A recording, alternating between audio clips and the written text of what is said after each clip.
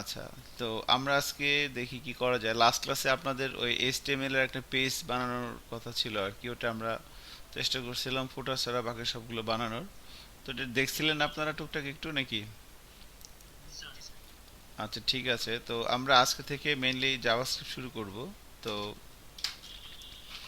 Basically আমরা যখন normally কাজ শুরু করেছিলাম, প্রথমে বলা হচ্ছিল যে আমাদের টার্গেট হচ্ছে যে আমরা প্রথমে ওয়েব পেজ ডিজাইন করা দেখব, তারপরে ডেভেলপমেন্ট করব, তারপর হচ্ছে আমরা একটা মোবাইল অ্যাপসের দিকে যাব। কেমন? তো ওয়েব পেজ ডিজাইনের সেকশনের ভিতরে আমরা আছি। তো ডিজাইনের ভিতরে আমাদের ফার্স্ট যেটা ছিল সেটা হচ্ছে যে আমরা তিনটা পার্টে ভাগ করে নিয়েছিলাম একটা ওয়েব পেজকে। একটা ওয়েব পেজের আপনার স্ট্রাকচার এবং কন্টেন্ট, এরপরে প্রেজেন্টেশন, এরপর হচ্ছে বিহেভিয়ার। তো একটা পেজ যখন আমরা বানাই তার একটা স্ট্রাকচার থাকে, এবং সেই স্ট্রাকচারের ভিতরে কন্টেন্ট নিয়ে আসতে হয়। তারপরে হচ্ছে সেই কন্টেন্টকে আপনার করতে হয় আর কি, কন্টেন্টকে সুন্দর করতে হয়। সিএসএস দিয়ে আমরা সুন্দর করলাম, আমরা বুটস্ট্র্যাপ ফ্রেমওয়ার্ক প্র্যাকটিস করলাম। এরপরে হচ্ছে আমরা তার বিহেভিয়ার ঠিক করবো জাভাস্ক্রিপ্ট। সজীব, আপনি মাইক্রোফোন একটু অফ রাখেন। ও সুধাংশু সরকার শিকদার। তো এখন হচ্ছে যে তাহলে একটা ওয়েব পেজের তিনটা পার্ট থাকে, স্ট্রাকচার এবং কন্টেন্ট, সেটা এইচটিএমএল তে করতে হয় আমরা জানি। তারপরে তার প্রেজেন্টেশনটা সুন্দর করতে হয়, সেটা আমরা সিএসএস দিয়ে করলাম। এইচটিএমএল এবং সিএসএস এবং জাভাস্ক্রিপ্টের একটা ফ্রেমওয়ার্ক হচ্ছে বুটস্ট্র্যাপ ডিজাইনের। তো সেই বুটস্ট্র্যাপ ফ্রেমওয়ার্ক ধরে আমরা টুকটাক কিছু কাজ করেছি, আরও সামনে আরও করব। এরপরে হচ্ছে আমাদের এখন যেটা করব সেটা হচ্ছে জাভাস্ক্রিপ্ট। জাভাস্ক্রিপ্টের কাজ হচ্ছে একটা ওয়েব পেজের বিহেভিয়ার ঠিক করে। ওই যে তিনটে পার্ট বলছিলাম একটা ওয়েব পেজের।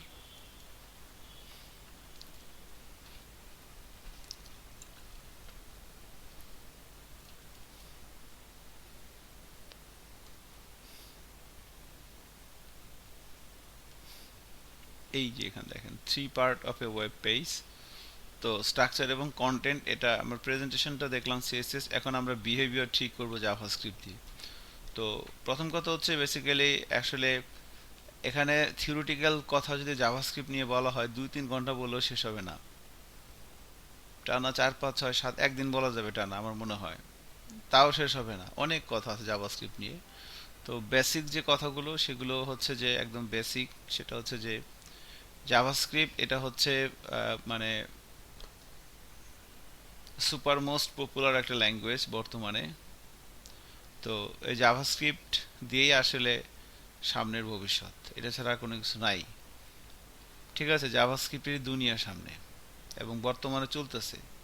ইন্ডাস্ট্রি লিড করতেছে জাভাস্ক্রিপ্ট বর্তমানে। আপনি জাভাস্ক্রিপ্ট জানলে আপনার বেল আছে, আপনি জাভাস্ক্রিপ্ট না জানলে আপনার কোনো বেল নাই। আপনি পাইথন জানেন, সি শার্প জানেন, রুবি জানেন, প্যাসকেল জানেন, মাইস্কুয়েল, ওরাকল, পোস্টগ্রি সব জানেন, আপনি খালি জাভাস্ক্রিপ্ট জানেন না, আপনার কোনো বেল নাই। আপনার বিন্দু মাত্র বেল নাই।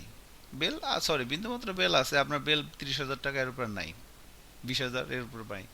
বাট আপনি জাভাস্ক্রিপ্টটা ভালো, এই তিনটা ল্যাঙ্গুয়েজ আপনি ভালো করে জানেন, এইচটিএমএল, সিএসএস, জাভাস্ক্রিপ্ট, আপনি মাসে 4-5 লাইন নিয়ে মতো পারবেন, কোনো সমস্যা নেই হাসে খেলে। সো জাভাস্ক্রিপ্টের আসলে এই দুনিয়া সামনে, হ্যাঁ। তো ওইরকম একটা জিনিস আমরা এখন প্র্যাকটিস করতে যাচ্ছি। তো এটা কম বেশি টুকটাক এখানে যারা আছেন আমার চোখের সামনে সবাই জানেন। তো আপনারা যেগুলো জানেন সেগুলোই আমি আপনাদের মতো করে, আমার মতো করে মিলেছিল আর একটু প্র্যাকটিস করব। তো এখন জাভাস্ক্রিপ্ট ভালো মতো শেখার জন্য, যদি চান আপনি জাভাস্ক্রিপ্ট ভালো মতো একটা আয়ত্ত করতে চান, জাভাস্ক্রিপ্টটা আপনি ভালো মতো আয়ত্ত করতে চান, তাহলে কি করতে হবে? একটাই রাস্তা, আর বিকল্প কোনো রাস্তা নাই, সেটা হলো কোড লিখতে হবে। জাভাস্ক্রিপ্টে কোড লিখতে হবে, আর কিচ্ছু করার নেই। আমার লেকচার শুনেন, ডক্টর জাকের নাকি লেকচার শুনেন, জাভাস্ক্রিপ্ট যে বানাইছে ব্রেন্ডেন ইচ, তার লেকচার শুনেন, কোনো লাভ নাই। বড় বড় পীর আলেম এরা যা বলে গেছে, মানে এই জাভাস্ক্রিপ্টের আর কি পীর আলেম যারা আছে, এদের কথা শুনে কোনো লাভ নেই। আপনাকে কোড লিখতে হবে, বাংলা কথা হলো এটা, কোড না লিখলে কোনো লাভ নাই। এই জন্য কোড লেখেন, জাভাস্ক্রিপ্ট আপনার হয়ে যাবে, সমস্যা নেই। আচ্ছা, এখন তাহলে যে একটা কথাবার্তা হচ্ছে আসলে জাভাস্ক্রিপ্ট জিনিসটা আসলে কি। এটা একটা ভাষা, একটা ল্যাঙ্গুয়েজ, একটা ল্যাঙ্গুয়েজ। তো এটার সম্পর্কে যদি বলা হয় যে এটা হচ্ছে একটা একটা স্ক্রিপ্টিং ল্যাঙ্গুয়েজ, অবজেক্ট ওরিয়েন্টেড একটা স্ক্রিপ্টিং ল্যাঙ্গুয়েজ জাভাস্ক্রিপ্ট। এই ল্যাঙ্গুয়েজটার কনসেপ্ট যে নিয়ে আসেন ওনার নাম হচ্ছে ব্র্যান্ডন ইচ। আমি যদি ওনাকে বলি একটু, ব্র্যান্ডন ইচ, উনি এই ল্যাঙ্গুয়েজের কনসেপ্টটা নিয়ে আসেন।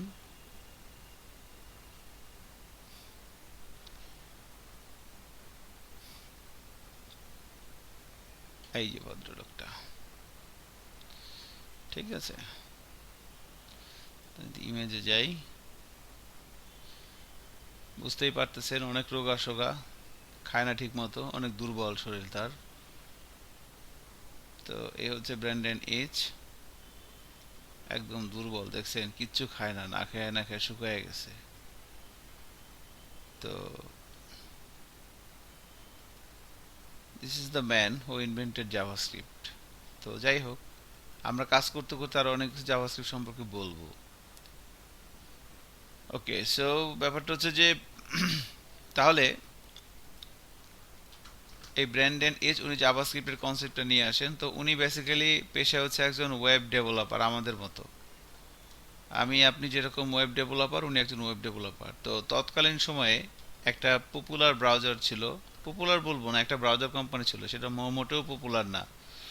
তখনকার সময় পপুলার ছিল হচ্ছে আপনার ইন্টারনেট এক্সপ্লোরার। ইন্টারনেট এক্সপ্লোরার যে ব্রাউজারটা উইন্ডোজের সাথে থাকতো, ওই ব্রাউজারটাই পপুলার ছিল। তো উনি একটা ব্রাউজার কোম্পানিতে ওয়েব ডেভেলপার হিসেবে কাজ করতো, সেটার নাম ছিল নেটস্কেপ। নেটস্কেপ নামের একটা ব্রাউজার আছে, এখনো আছে, এখনো পৃথিবীর কোনো না কোনো মানুষ এটা ইউজ করে, বার সংখ্যা খুবই কম। তো নেটস্কেপ ব্রাউজারের একজন ডেভেলপার ছিল উনি। তো উনি কনসেপ্ট ভালো ছিল, প্র্যাকটিস করতে করতে উনি জাভাস্ক্রিপ্ট ল্যাঙ্গুয়েজের কনসেপ্টটা নিয়ে আসছেন। ব্র্যান্ডন ইচ 1996 সালের দিকে আর কি এটা মেনলি আসে, 95 96 96 দিকে আসে। তো এটার অনেক হিস্টোরি আছে জাভাস্ক্রিপ্টের। জাভাস্ক্রিপ্ট যখন প্রথম উনি এই কনসেপ্টটা নিয়ে আসেন ল্যাঙ্গুয়েজটা, তখন এটা বেসিক্যালি এটার নাম জাভাস্ক্রিপ্ট ছিল না, এটার নাম ছিল হচ্ছে মোচা, MOCH। জাভাস্ক্রিপ্টের আদি নাম হচ্ছে মোচা। তো যখন উনি ফার্স্ট এই কনসেপ্টটা নিয়ে আসে ল্যাঙ্গুয়েজে, যেরকম একটা ল্যাঙ্গুয়েজ থাকবে যেটা ক্লায়েন্টের সাথে কাজ করবে।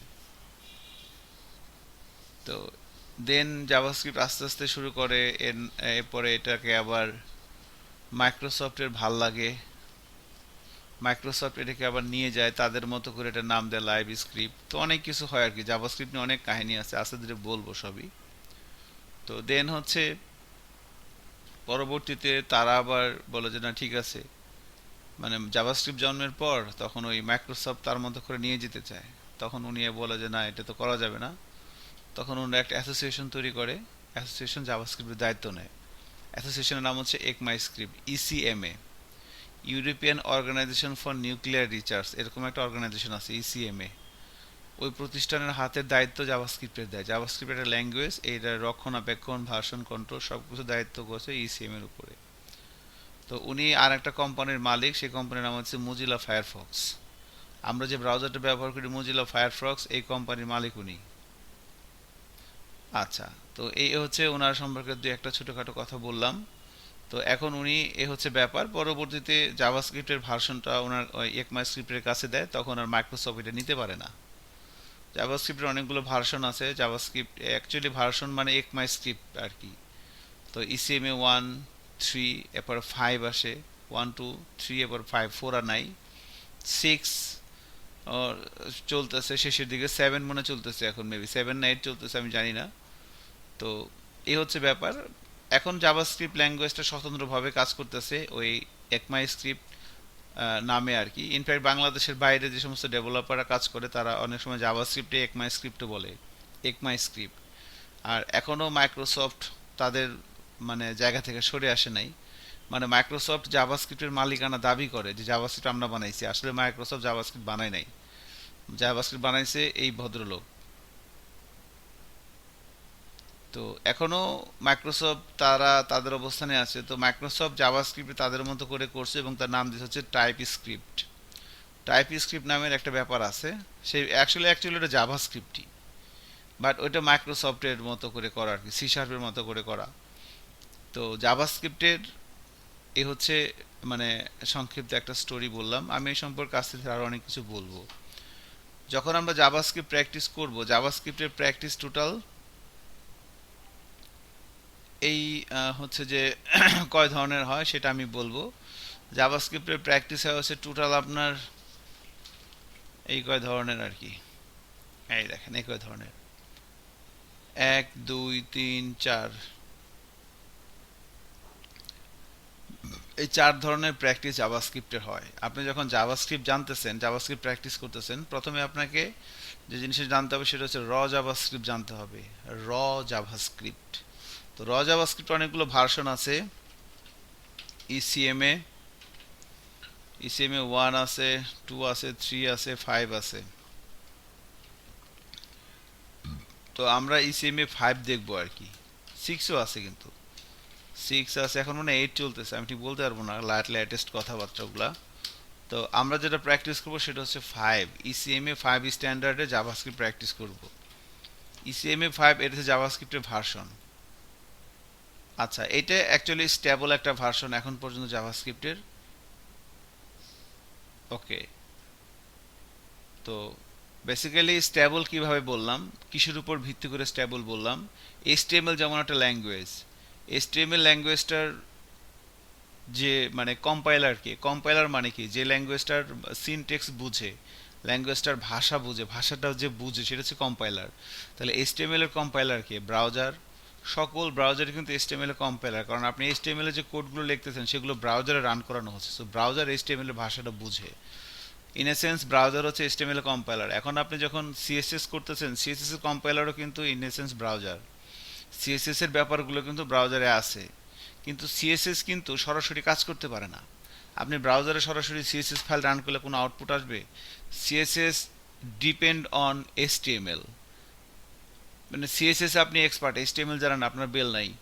তো এইচটিএমএলটার উপরেই কিন্তু সিএসএস ডিপেন্ড। আপনি একটা সিএসএস ফাইল এইচটিএমএল এর সাথে লিঙ্ক করে দিচ্ছেন, ব্রাউজারে রান হচ্ছে কোন ফাইলটা, এইচটিএমএল না সিএসএস? ব্রাউজারে কিন্তু এইচটিএমএল ফাইলটা রান হচ্ছে। সিএসএস এর ক্লাসগুলো যদি সরাসরি আপনি ব্রাউজারে রান করেন তাহলে কিন্তু কিছুই আসবে না। তো ওইটা এইচটিএমএল এলিমেন্টের উপরে কাজ করে।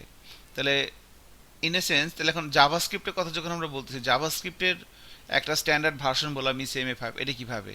বেসিক্যালি জাভাস্ক্রিপ্টের যে কোডগুলো সেগুলোর কিন্তু কোনটার মানে কি সেটা এই ব্রাউজারের ভিতরে আছে।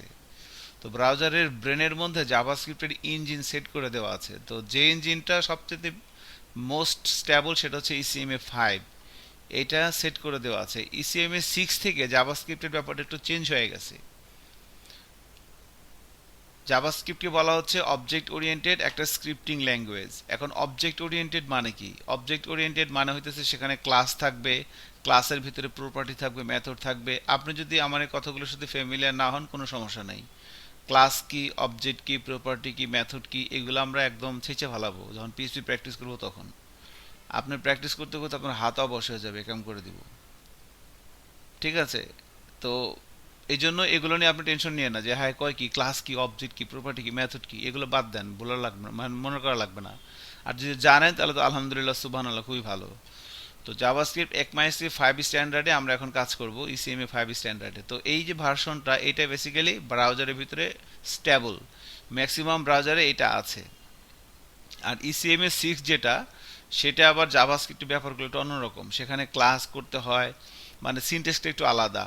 তো ইসিএমএ 6 নিয়ে কাজ করার জন্য আমরা সরাসরি ব্রাউজারের উপর ডিপেন্ডেন্ট হইতে পারি না, তখন আমাদের আলাদা কম্পাইলার লাগে, যেমন বাবল, ওয়েব প্যাক, এগুলো লাগে। এগুলো দিয়ে তখন জাভাস্ক্রিপ্টের কোডগুলোকে রান করতে হয়, সরাসরি ব্রাউজারে দিলে আর হয় না। তো এই জন্য আমরা ইসিএমএ 5 স্ট্যান্ডার্ডে জাভাস্ক্রিপ্ট প্র্যাকটিস করবো, এটাই পপুলার। আপনি যে কোম্পানিতে কাজ করেন এই স্ট্যান্ডার্ডে কাজ করেন, ইসিএমএ 5 স্ট্যান্ডার্ডে। এখন পর্যন্ত বাংলাদেশে যত সফটওয়্যার কোম্পানিতে আছে এরা এই 5 স্ট্যান্ডার্ডে কাজ করে। এরপরে তো জাভাস্ক্রিপ্টের লাইব্রেরি। সো আমরা প্রথমে বললাম জাভাস্ক্রিপ্টের প্র্যাকটিস কিভাবে করবেন। তো জাভাস্ক্রিপ্টের প্র্যাকটিস এরিয়াটা বলতেছি, জাভাস্ক্রিপ্ট র জাভাস্ক্রিপ্ট জানতে হবে ইসিএমএ 5, এটা মোটামুটি এর টুকটাক বিষয়াদি সম্পর্কে জানতে হবে। আমরা এখন আজকে থেকে প্র্যাকটিস করবো, আর 10 মিনিট পর থেকেই শুরু করব। এরপরে জাভাস্ক্রিপ্টের লাইব্রেরি জানতে হবে। জাভাস্ক্রিপ্টের অনেকগুলো লাইব্রেরি আছে, এর ভিতরে সবচেয়ে পপুলার লাইব্রেরি হচ্ছে জেকুয়েরি। এই জেকুয়েরি লাইব্রেরি সম্পর্কে আমরা একটা ভালো ধারণা নেব, এখান থেকে প্র্যাকটিস করব, একটা বা দুইটা ক্লাস জেকুয়েরির উপরে হবে, আপনি বুঝে যাবেন ঘটনাটা কি। jQuery আগে থেকে তো বোঝেনি, এখানে আরো ক্লিয়ার হয়ে যাবেন। এরপরে জাভাস্ক্রিপ্টের ফ্রেমওয়ার্ক প্র্যাকটিস করতে হয়। তো যে জাভাস্ক্রিপ্ট, জাভাস্ক্রিপ্টের লাইব্রেরি এবং জাভাস্ক্রিপ্টের ফ্রেমওয়ার্ক। তো জাভাস্ক্রিপ্টের ফ্রেমওয়ার্ক দুই ধরনের হয়, একটা হচ্ছে ফ্রন্ট আর একটা হচ্ছে সার্ভার। জাভাস্ক্রিপ্টের ফ্রেমওয়ার্ক দুই ধরনের, একটা হচ্ছে ফ্রন্ট এন্ড, একটা হচ্ছে সার্ভার সাইডের। তো ফ্রন্ট এন্ডের ফ্রেমওয়ার্ক হচ্ছে angular, react, view JS, angular JS, react JS, view JS, এগুলো হচ্ছে ফ্রন্ট এন্ডের ফ্রেমওয়ার্ক। আর সার্ভার এন্ডের ফ্রেমওয়ার্ক হচ্ছে নোড জেএস। এই যে কিছুক্ষণ আগে বললাম না যে জাভাস্ক্রিপ্টের কোডগুলোর মানে কি, এটা জাভাস্ক্রিপ্ট বোঝে, ব্রাউজার বোঝে। তার মানে জাভাস্ক্রিপ্টের কম্পাইলার হচ্ছে ব্রাউজার। আবার আপনি চাইলে আপনি নিজে একটা কম্পাইলার বানাতে পারেন যেখানে জাভাস্ক্রিপ্টের কোডগুলো রান হবে। ওই কম্পাইলার বানানোর জন্য আপনাকে নোড জেএস ইউজ করতে হবে। সো নোড জেএস দিয়ে বেসিক্যালি আমরা একটা সার্ভার তৈরি করি, যে সার্ভারের থ্রুতে জাভাস্ক্রিপ্টের কোডগুলো রান হয়। নোড জেএস সম্পর্কে আপনার ধারণা ক্লিয়ার হয়ে যাবে এই কোর্সের মাধ্যমে। আচ্ছা, এবার ফ্রন্ট এন্ডের ভিতর যেগুলো বলতেছিলাম, তাহলে জাভাস্ক্রিপ্টের ফ্রেমওয়ার্ক দুই ধরনের হয়, ফ্রন্ট আর সার্ভার।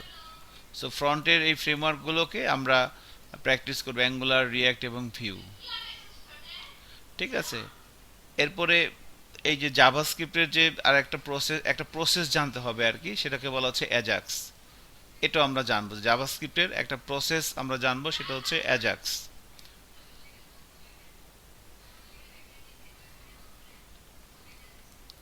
ওকে, এই হচ্ছে জাভাস্ক্রিপ্টের প্র্যাকটিস এরিয়া। সো আমরা এই চারটা সেকশনে প্র্যাকটিস শুরু করব। তাহলে চলেন আমরা জাভাস্ক্রিপ্টটা প্র্যাকটিস শুরু করি, ঠিক আছে?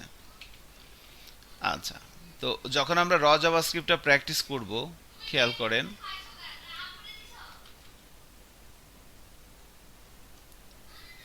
এই জাভাস্ক্রিপ্ট যখন আমরা ইসিএমএ 5 স্ট্যান্ডার্ডে প্র্যাকটিস করব, তো জাভাস্ক্রিপ্ট প্র্যাকটিসের এই কয়েকটা বিষয় আমরা দেখব।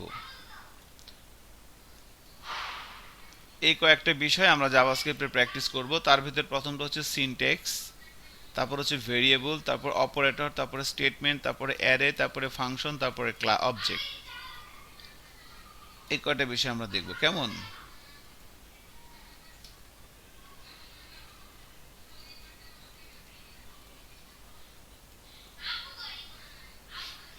আচ্ছা,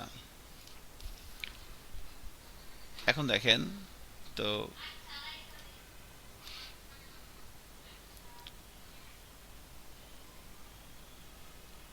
ওকে, যেটা বলতেছিলাম যে জাভাস্ক্রিপ্টের আমরা জাভাস্ক্রিপ্ট ইসিএমএ 5 স্ট্যান্ডার্ডে এখন প্র্যাকটিস করব। তো একটা কথা এখানে বলে রাখা দরকার যে অ্যাকচুয়ালি এই জাভাস্ক্রিপ্টটা আমরা এগুলো দিয়ে করবোটা কি, আমরা যে ওয়েব পেজটা বানাচ্ছি সেই ওয়েব পেজের বিহেভিয়ার ঠিক করব জাভাস্ক্রিপ্ট দিয়ে। আমরা যে পেজটা যে পেজটা আমরা বানানোর চেষ্টা করতেছি, যে পেজটা আমরা বানাবো, সেই পেজের যে বিহেভিয়ার, সেই বিহেভিয়ারটা ঠিক করব আমরা জাভাস্ক্রিপ্ট দিয়ে। সেটা কীরকম? যেমন ধরেন আমি যে এখানে এখানে একটা ছবি দেখতে পাচ্ছি, এখানে মাউসের কার্সর নিয়ে আসলাম, ছবিটা রোটেট হয়ে গেল। আবার ধরেন আমি এখানে নিচের দিকে আসলাম, এখানে একটা বাটন চলে আসছে, এই যে একটা বাটন। আমি যখন এখানে ক্লিক করতেছি, পেজটা ওর উপরে চলে যাচ্ছে। এই যে ওয়েব পেজের বিহেভিয়ার, এগুলো হচ্ছে বিহেভিয়ার। এখানে দেখেন একটা লেখা ঘুরতেছে, এই যে একটা লেখা ঘুরতেছে। আমি যখন এখানে কার্সর নিয়ে আসলাম, লেখাটা থেমে গেল। তো এই যে আমরা যখন একটা ওয়েব পেজ বানাই, সেই ওয়েব পেজের ভিতরে একজন ভিজিটর এসে সে মাউসের কার্সর দিয়ে যা কিছু করতেছে, এগুলো হচ্ছে কি ছোট ছোট একটা ইভেন্ট। তো এই ইভেন্টের থ্রুতে আমরা যদি কোনো কিছু করি, তাহলে কি হবে, এটা হচ্ছে একটা ওয়েব কন্টেন্ট। প্রধানমন্ত্রীর বিরুদ্ধে এই যে ব্যাপারটা লেখা আছে, এই যে ওয়েব কন্টেন্ট, এই ওয়েব কন্টেন্টের সাথে ক্লায়েন্টের যে কমিউনিকেশন, সেটার থ্রুতে হয় হচ্ছে বিহেভিয়ার। হ্যাঁ, এই বিহেভিয়ারটাকে আমরা কন্ট্রোল করব হচ্ছে জাভাস্ক্রিপ্ট দিয়ে।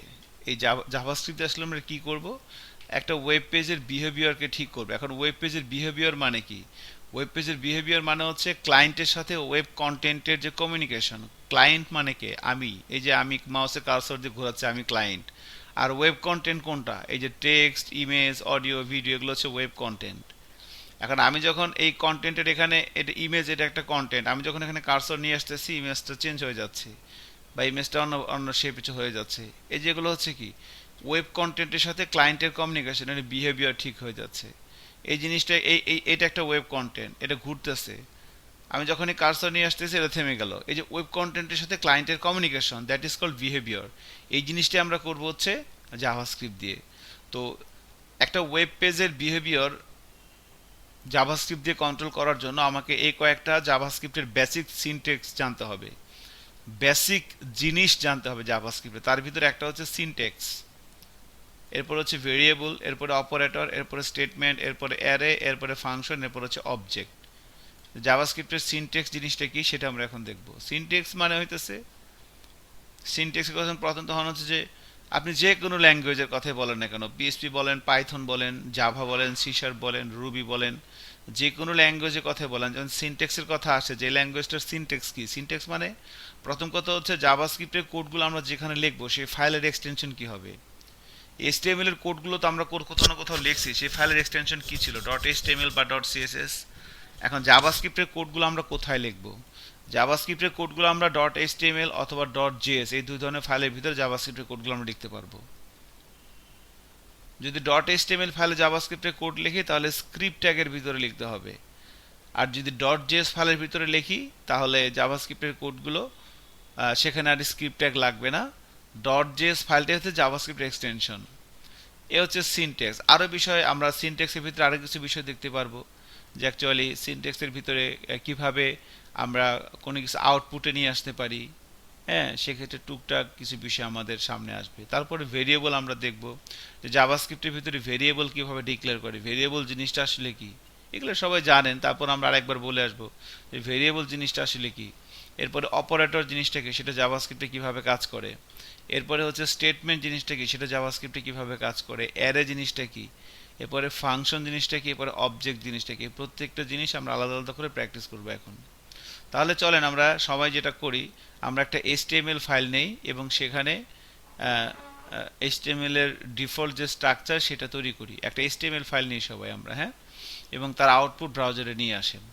তো আমি এখান থেকে ধরেন যে আমরা যে কাজ করতেছিলাম ওয়েব অ্যান্ড্রয়েড অ্যাপ ব্যাচ 4, আমি এটা ওপেন করে নিলাম। আপনি যেখানে কাজ করতেছেন সেখানে কাজ করেন। তো এখানে এটা আমাদের লাস্ট দিনের প্র্যাকটিস ছিল। আচ্ছা, তো আজকে হচ্ছে আমাদের ডে 7। ওকে, তো আমি প্রথমে একটা ফোল্ডার তৈরি করে নিচ্ছি, এখানে ডিরেক্টরি নিয়ে নিচ্ছি ডে 7 নামে। তো ডে 7 এর ভিতরে প্রথমে আমি একটা এইচটিএমএল ফাইল নিব, নাম দিচ্ছি ইন্ডেক্স ডট এইচটিএমএল, বা আপনি একটা ফাইল নেন তার এক্সটেনশন দেন ডট এইচটিএমএল, সেখানে এটা হচ্ছে এইচটিএমএল এর ডিফল্ট স্ট্রাকচার, সেই ডিফল্ট স্ট্রাকচারটা তৈরি করে ফেলেন। এবার আমরা একটা ডট এইচটিএমএল ফাইলের ভিতরে যখন জাভাস্ক্রিপ্টের কোডগুলো লিখব তখন এই স্ক্রিপ্ট ট্যাগের ভিতরে লিখতে হয়। তো স্ক্রিপ্ট ট্যাগের ভিতরে জাভাস্ক্রিপ্টের কোড এখন স্ক্রিপ্ট ট্যাগটা আমরা কোথায় লিখবো, এইচটিএমএল ফাইলের দুইটা পার্ট আমরা জানি। একটা এইচটিএমএল ফাইলের দুইটা পার্ট, একটা হচ্ছে হেড আর একটা হচ্ছে বডি। একটা এইচটিএমএল ফাইলের দুইটা পার্ট, একটা হচ্ছে হেড আর একটা হচ্ছে বডি। তো আমরা কি হেডের মধ্যে লিখবো না বডির মধ্যে লিখবো? তো জাভাস্ক্রিপ্টের কোড লেখার জন্য এই স্ক্রিপ্ট ট্যাগটা আমরা হেড ট্যাগের ভিতরে লিখতে পারি, আমরা বডির ভিতরে লিখতে পারি, কোনো সমস্যা নাই। তবে বেস্ট প্র্যাকটিস হচ্ছে বডি ট্যাগটা যেখানে শেষ হচ্ছে তার ঠিক উপরে লেখা, এখানে লেখা। তো এনিওয়ে আপনি বডির ভিতরে এভাবে স্ক্রিপ্ট ট্যাগ দিয়ে শুরু করেন, স্ক্রিপ্ট ট্যাগ দিয়ে শেষ করেন। এবার এই স্ক্রিপ্ট ট্যাগের মাঝখানে যে এনভায়রনমেন্ট, এটা হচ্ছে জাভাস্ক্রিপ্টের কোড লেখার এনভায়রনমেন্ট। এখানে এসে আমরা যদি বলি এটাকে বলা হচ্ছে সিঙ্গেল কোটেশন, আর এটাকে বলা হয় ডাবল, এটাকে হচ্ছে ডাবল কোটেশন, তাই না? আর এটা হচ্ছে সিঙ্গেল কোটেশন। তো এই যে এটাকে বলা হচ্ছে ডাবল কোটেশন অথবা এটাকে বলা হচ্ছে সিঙ্গেল কোটেশন, প্রোগ্রামিং এর ভাষায় এগুলোকে বলে string sign. String sign, programming এর ভাষায় এগুলোকে বলে যে স্ট্রিং সাইন। এটা হচ্ছে সিঙ্গেল কোটেশন, এটা হচ্ছে ডাবল কোটেশন, এটা হচ্ছে সিঙ্গেল কোটেশন নরমালি আমরা বলি। বাট প্রোগ্রামিং এর ভাষা এগুলো হচ্ছে স্ট্রিং সাইন। স্ট্রিং সাইনের মাঝখানে আপনি যা লিখবেন সেটাই স্ট্রিং হয়ে যাবে। ধরেন আমি এখানে লিখলাম হাবিব, এটা স্ট্রিং হয়ে গেছে। আবার লিখলাম 1 2 3 4, এটাও একটা স্ট্রিং হয়ে গেছে। তো একটা স্ট্রিংকে আপনি যদি আউটপুট দেখাতে চান যে এটা একটা রেজাল্ট, আপনি জাভাস্ক্রিপ্ট দিয়ে কি করবেন, একটা বিহেভিয়ার করবেন, এবার সেটাকে দেখাইতে হবে না। সো কোনো কিছু দেখাবেন কিভাবে, জাভাস্ক্রিপ্ট দিয়ে যখন আপনি কোনো একটা কাজ করবেন সেটা মানুষকে দেখাবেন কিভাবে, বা সেটা ওয়েব পেজের ভিতরে আপনি কিভাবে নিয়ে আসবেন। তো ওয়েব পেজের ভিতরে নিয়ে আসার জন্য আমরা সাধারণত লিখে থাকি document dot right. Document dot রাইটের ভিতরে আমরা এভাবে যেটা লিখে দেই সেটা ব্রাউজারে আসে। ধরেন ডকুমেন্ট ডট রাইটের ভিতরে লিখে দিলাম হ্যালো ওয়ার্ল্ড, ঠিক আছে। সো স্ক্রিপ্ট ট্যাগের ভিতরে document dot right hello world এই কথাটা লিখলাম। এবার এই ফাইলটা যদি আমি ব্রাউজারে রান করি তাহলে দেখি কি অবস্থা দাঁড়ায়। সো আমরা যাচ্ছি এখানে থেকে এখানে, এখান থেকে এখানে, এই যে এইচটিএমএল ফাইলটা ব্রাউজারে। সো দেখা যাচ্ছে যে এখানে হ্যালো ওয়ার্ল্ড কথাটা চলে আসছে। ওকে, হ্যালো ওয়ার্ল্ড লেখাটা চলে আসছে এখানে। তো আপনি একটা এইচটিএমএল ফাইল নেন এবং সেখানে স্ক্রিপ্ট ট্যাগের ভিতরে এভাবে জাভাস্ক্রিপ্টে কোড রান করাতে পারতেছেন কিনা? কেউ কি করতেছে নাকি আমি কন্টিনিউ করে যাব? আমি আচ্ছা, তাহলে এটা হইলে আমাকে বলেন। জাস্ট হ্যালো ওয়ার্ল্ড একটা স্ট্রিং আপনি ব্রাউজারে নিয়ে আসতে পারতেছেন কিনা?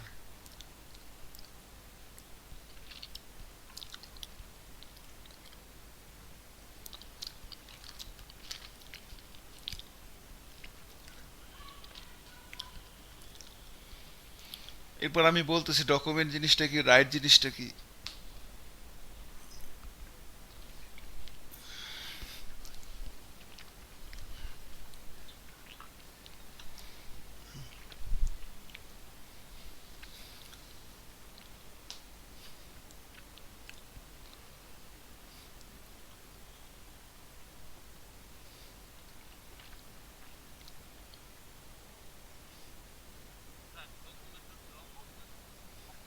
ডকুমেন্ট ডট লগ নাই, কনসোল ডট লগ আছে মনে হয়। আচ্ছা, document dot right hello world এটা কাজ করে? আচ্ছা, থ্যাংক ইউ। আমি হচ্ছে কি দুইটা ব্যাপার, একটা ব্যাপার হচ্ছে, হ্যাঁ বলেন। Very good. হ্যাঁ অবশ্যই, কেন না, হারে আমি তো বয়ে রয়েছি এই জন্য ভাই, আপনি স্ক্রিন শেয়ার দেন। ইউজার ফ্রেন্ডলি না আপনারা, বুঝছেন। স্ক্রিন শেয়ার দেন না, কথা কন না। কেমনে তাইলে, তাইলে কেমনে? না এখনো আসে নাই, রাস্তায় আছে, জ্যামে আছে। জি এই তো ডকুমেন্টের ডিটা কি বড় হাতে লিখতে হবে না ছোট হাতে লিখতে হবে?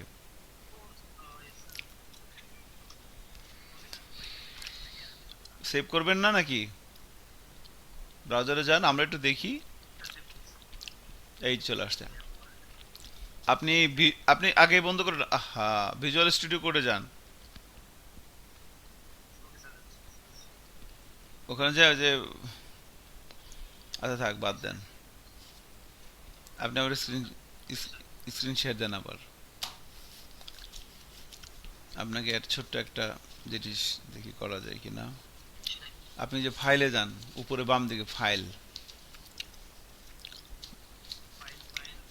ভিজুয়াল স্টুডিও একদম একদম উপরে বাম দিকে। হ্যাঁ ওখানে নিচে দিকে অটো সেভ লেখা আছে, অটো সেভ নিচের দিকে আসেন। অটো সেভ, হ্যাঁ ক্লিক করেন উপরে। হ্যাঁ ওর উপরে। আরে পোলাটা কি, হ্যাঁ হ্যান্ড ক্লিক করেন। এবার আপনাকে আর সেভ করতে হবে না, আপনি যাই লেখেন ওটা সেভ হয়ে যাবে। একটা ধন্যবাদ দেন। ওকে, ওয়েলকাম। বেঁচে থাকেন, দীর্ঘজীবী হন। ঠিক আছে, এবার বন্ধ করেন। ওকে, সজীব দোয়া করেন, আজকে রাত্রে মিটিং আছে। আচ্ছা, এখন দেখেন, এখন হচ্ছে যে আমরা এই যে জায়গাটায় যাচ্ছি এখন তো, তাহলে এটা একদম ভেরি সিম্পল, কিছুই করে নেই এখন পর্যন্ত, আস্তে আস্তে অনেক কিছুই করবো, আপনার মাথা নষ্ট হয়ে যাবে দেখেন জাভাস্ক্রিপ্ট দিয়া। So document dot write, then the thing is এখানে কিছু এক্সেপশন দেখেন। ডকুমেন্ট ডট রাইট লিখলাম, ব্রাউজারে হ্যালো ওয়ার্ল্ড চলে আসছে আউটপুট। এখন ধরেন আমি কোনো কারণে সেমিকলনটা বা কোনো ধরেন এখানে স্ট্রিং সেন দিলাম না, তো স্ট্রিং সেন না দিলে কিন্তু হবে না। এভাবে লিখলাম, এবার যদি ব্রাউজারে যাই রিলোড দিয়ে দেখেন কোনো আউটপুট নাই। সো স্ট্রিং সাইনের ভিতরে লিখতে হবে, এবং আপনি একটা দিলেন আর একটা দিলেন না, তাও হবে না। তো এখন এই যে ভুল করতেছেন, ব্রাউজারে সরাসরি ভুলটা দেখা যাচ্ছে না, মানে কোনো ইরর কিন্তু হয়েছে এখানে, বাট এখানে ভুলটা আসতেছে না।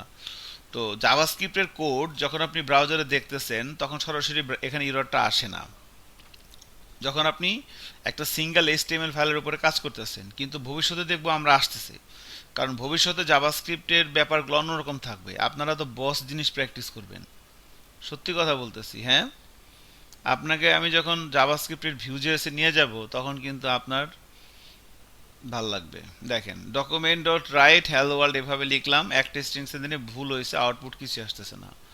সো ইন দিস কেস আমরা জানি কম বেশি সবাই, রাইট বাটন ক্লিক করে ইনস্পেক্টে যেতে হয়। ইনস্পেক্টে যাওয়ার পর এখানে যে যাবেন যে কনসোলে, দেখতে পাচ্ছেন এটা কি কনসোল।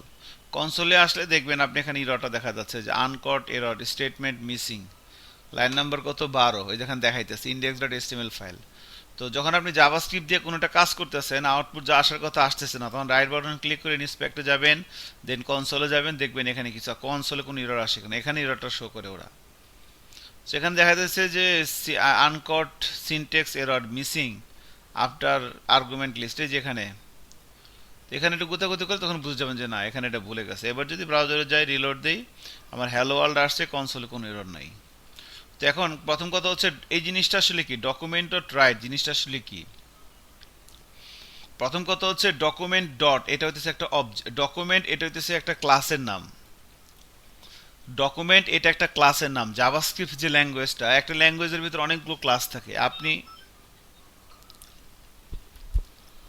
আপনি যদি কোনো ক্লাস বানাতে চান আপনি নিজেও পারবেন। তো কোনো ল্যাঙ্গুয়েজ বানাচ্ছেন, একটা ল্যাঙ্গুয়েজ অনেকগুলো ক্লাস থাকতে পারে, একটা ল্যাঙ্গুয়েজকে ধরে অনেকগুলো ক্লাস তৈরি হতে পারে।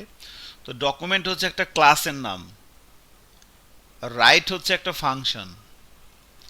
এই রাইট এটা হচ্ছে একটা ফাংশন, এই ফাংশনটা ডকুমেন্ট ক্লাসের ভিতরে আছে।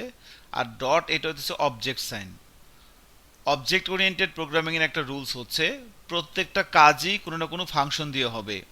অবজেক্ট ওরিয়েন্টেড প্রোগ্রামিং এর একটা রুলস হচ্ছে, অবজেক্ট ওরিয়েন্টেড প্রোগ্রামিং মানে কি, এটা হইতেছে প্রোগ্রামিং এর একটা মডেল, একটা সংবিধান। তো এটার সাথে জাভাস্ক্রিপ্টের সম্পর্ক কি, কারণ জাভাস্ক্রিপ্ট হচ্ছে একটা অবজেক্ট ওরিয়েন্টেড একটা স্ক্রিপ্টিং ল্যাঙ্গুয়েজ। জাভাস্ক্রিপ্ট সম্পর্কে আপনি যদি ভালো মতো ধারণা নিতে চান তাহলে আপনি একটা ওয়েবসাইটে যাবেন, ডেভেলপার মজিলা লেখে আমি গুগলে সার্চ দিলাম, তো developer dot Mozilla dot ORG এই জায়গাটায় আসবেন। এখানে এসে আমরা যদি টেকনোলজিতে যাই, টেকনোলজি থেকে আমরা যদি জাভাস্ক্রিপ্টে যাই, এটা হচ্ছে সবচেয়ে বেস্ট ডকুমেন্টেশন। এটার চেয়ে ভালো কোনো ডকুমেন্টেশন নাই পৃথিবীতে এখন পর্যন্ত জাভাস্ক্রিপ্টের।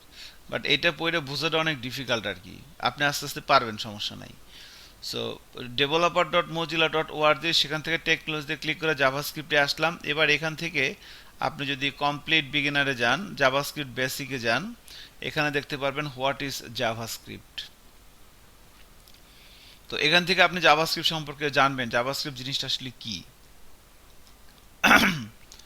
JavaScript is a JS for short, a full flagged dynamic programming language that can be added individually to a website. তো অবজেক্ট ওরিয়েন্টেড বেসিক্যালি এটা একটা স্ক্রিপ্টিং ল্যাঙ্গুয়েজ, এখানে ওরা এটা চেঞ্জ করে দিছে ওয়েব টেকনোলজি। তো ঠিক আছে, তো এ হচ্ছে এখান থেকে আপনি স্টেপ বাই স্টেপ দেখতে পারবেন যে আসলে জাভাস্ক্রিপ্ট জিনিসটা কি এবং জাভাস্ক্রিপ্ট কিভাবে কাজ করে। ঠিক আছে, স্টেপ বাই স্টেপ এখানে দেখা যাবে। তো যাই হোক,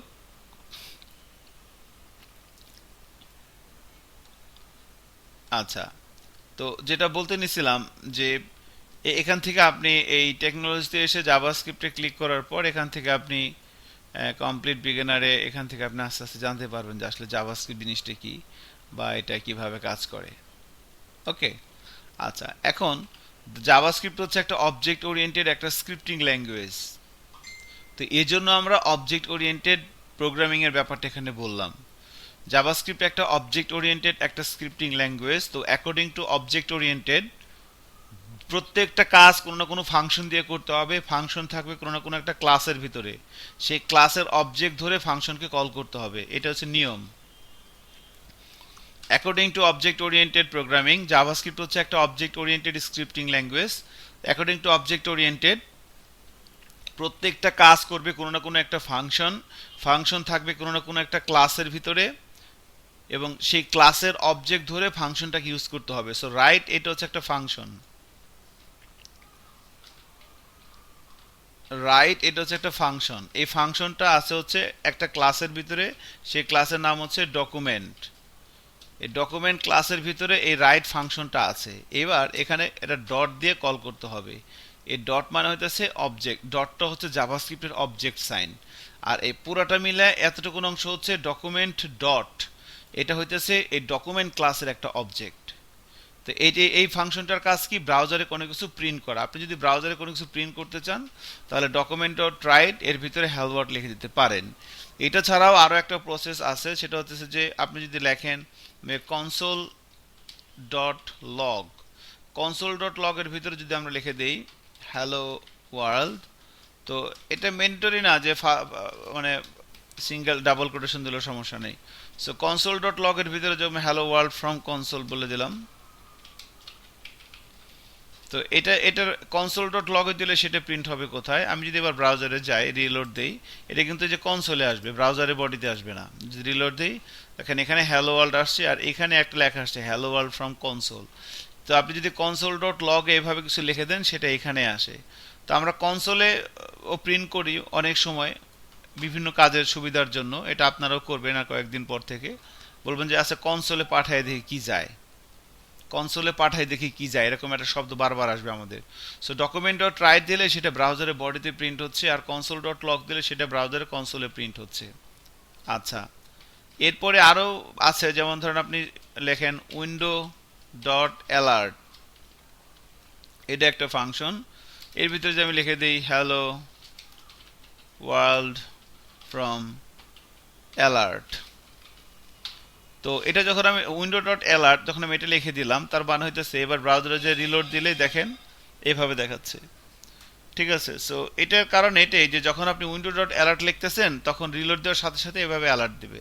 আপনি যতবার পেজটা রিলোড দিবেন ততবার আপনাকে এভাবে alert from hello world from alert, খেয়াল করছেন? তো এই হইতেছে আলটিমেটলি ব্যাপার। এখন দেখেন, তো অ্যালার্ট দিলে আমার এভাবে কাজ করতেছে অ্যালার্টটা।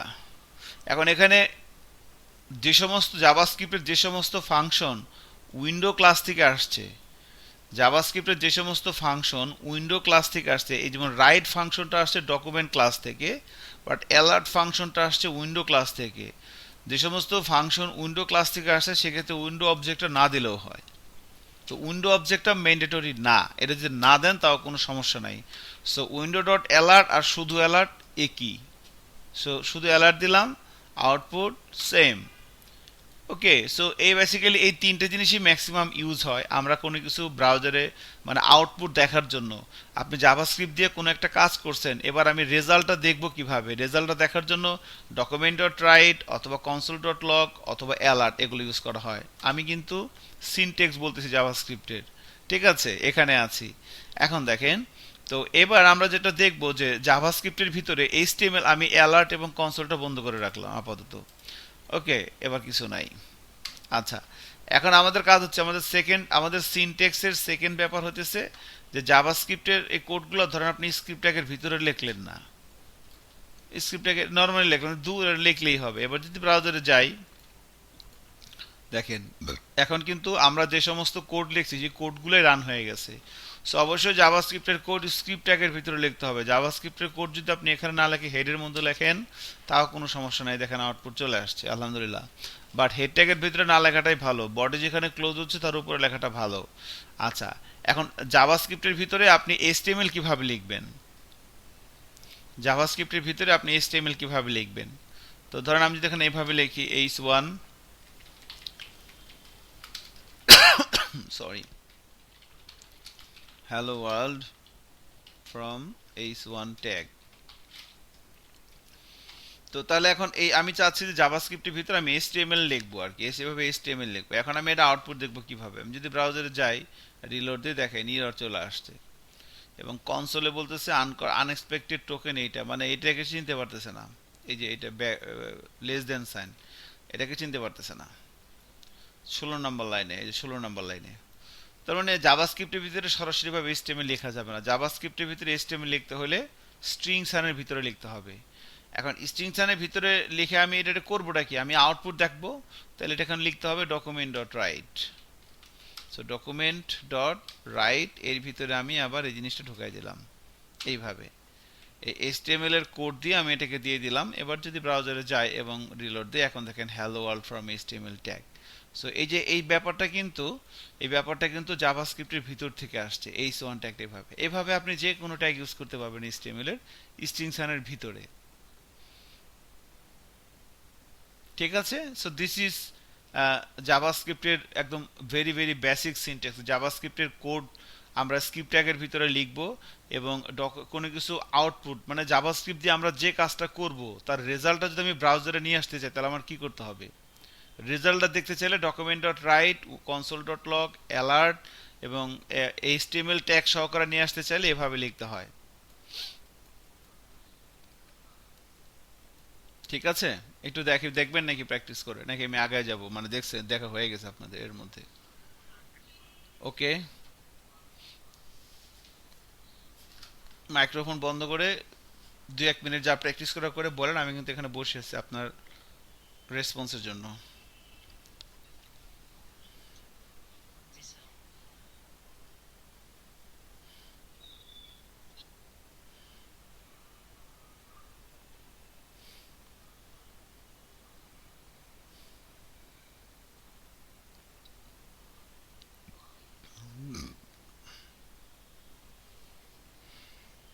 আজকে মেহেদি আসে নাই, মেহেদির মনে হয় কালকে পরীক্ষা। ছেলেটা আমাকে ফোন দিয়েছিল, জেন্টেলম্যান, ওর পরীক্ষা মনে হয় কালকে। জেন্টেলম্যান, একটা ভদ্রলোক।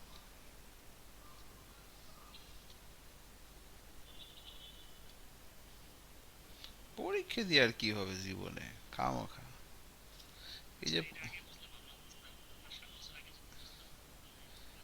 এমনও দেখি পোলাপান পড়াশোনা করে চাকরির জন্য পরীক্ষা দেবে, এই যে সেটা। আপনার কথা হলো আপনি যদি চাকরি করেন তাহলে সরকারি চাকরি করেন, নাহলে ব্যবসা করেন। আর সরকারি চাকরি পাওয়ার উপায় হচ্ছে দুইটা, আপনাকে হয় সারাদিন পড়তে হইব, আর এবং কিছু টাকা পয়সা লাগবে, সেটা সম্ভব না। Real fact. খামা খাওয়াগুলো করে লাভ নাই, এখন এইটাই আর কি। তারপরে পোলাপান শান্ত না, যে না পড়তেছি, পরীক্ষা দিতেছি, কোচিং করতেছি, হ্যাঁ চাকরি হবে, এগুলো করে।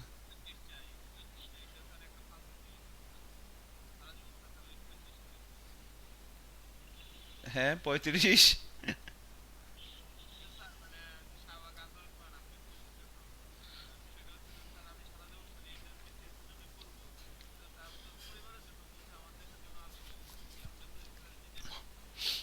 হুম, সেটাই।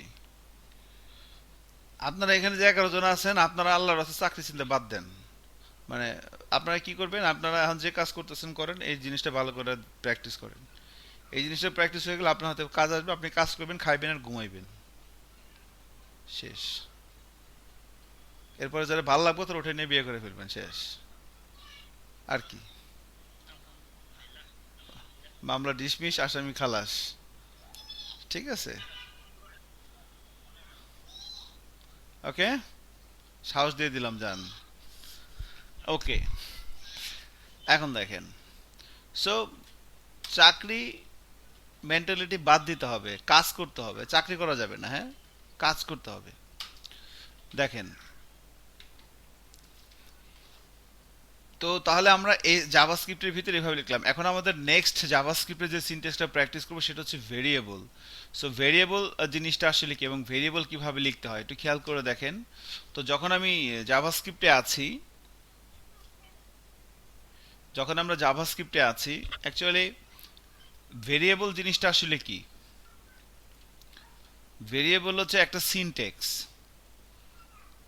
হ্যাঁ, ভেরিয়েবল হচ্ছে এমন একটা সিনট্যাক্স যার কাজ হচ্ছে কোনো কিছু হোল্ড করা, ধারণ করা। আমরা যখন কম্পিউটারে কোনো কিছু রাখি, সেটা অ্যাকচুয়ালি আমাদের মেমোরিতে থাকে। তো ওই প্রত্যেকটা মেমোরির একটা নাম আছে, প্রোগ্রামিং এর ভাষায় ওই নামটাকে বলা হচ্ছে ভেরিয়েবল। আমরা যখন আপনি কম্পিউটারে একটা গান রাখলেন, একটা ওয়ার্ড ফাইল রাখলেন, একটা পিডিএফ রাখলেন, একটা মুভি রাখলেন, একটা গেমস রাখলেন, কোনো একটা ডাটা আপনি কম্পিউটারে রাখলেন। তো কম্পিউটার যখন রাখলেন, সেটা কোথায় থাকতেছে? মেমোরিতে। হয় হার্ড ডিস্কে, নাহলে র্যামে।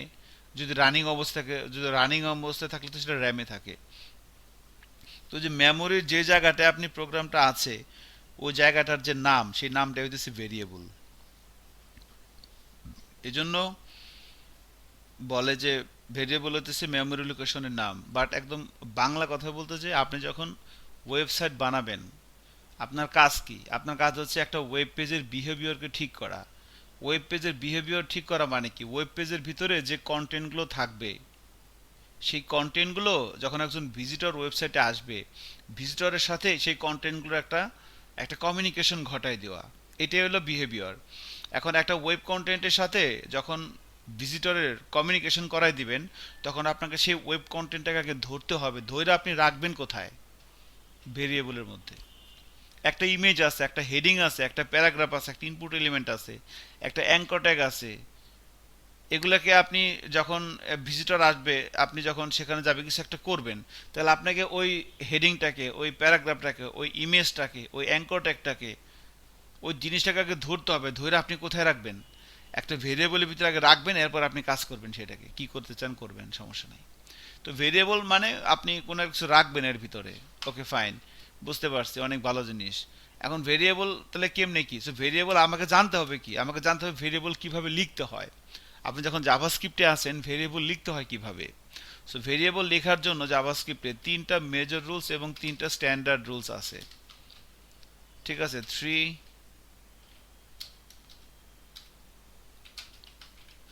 Major rules. যখন আপনি জাভাস্ক্রিপ্টে আসেন, তিনটা মেজর রুলস আছে। মেজর রুলস কি কি? মেজর রুলস হচ্ছে স্টার্ট উইথ ভার সাইন। ভার সাইন দিয়ে শুরু করতে হবে। ভেরিয়েবলের নাম লেখার জন্য ছোট হাতের এ থেকে জেড, বড় হাতের এ থেকে বড় হাতের জেড, 0 to 9 এবং আন্ডারস্কোর এবং ডলার সাইন এবং নো নাম্বার ইন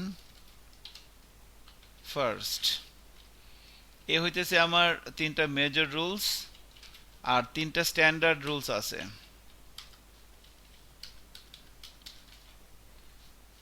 তিনটা মেজর রুলস এবং তিনটা স্ট্যান্ডার্ড রুলস আছে।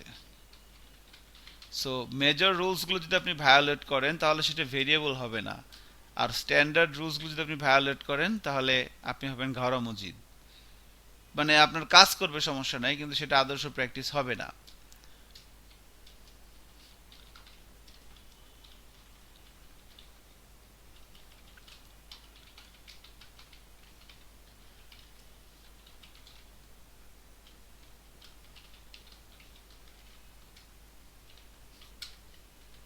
সো এই তিনটা হইতেছে standard rules. Variable small letter লিখতে হবে, ভেরিয়েবল মিনিংফুল হইতে হবে, ভেরিয়েবল রিডেবল হইতে হবে। সো এই তিনটা জিনিস আসলে কি, সো সেটা আমরা দেখবো একটু পরে।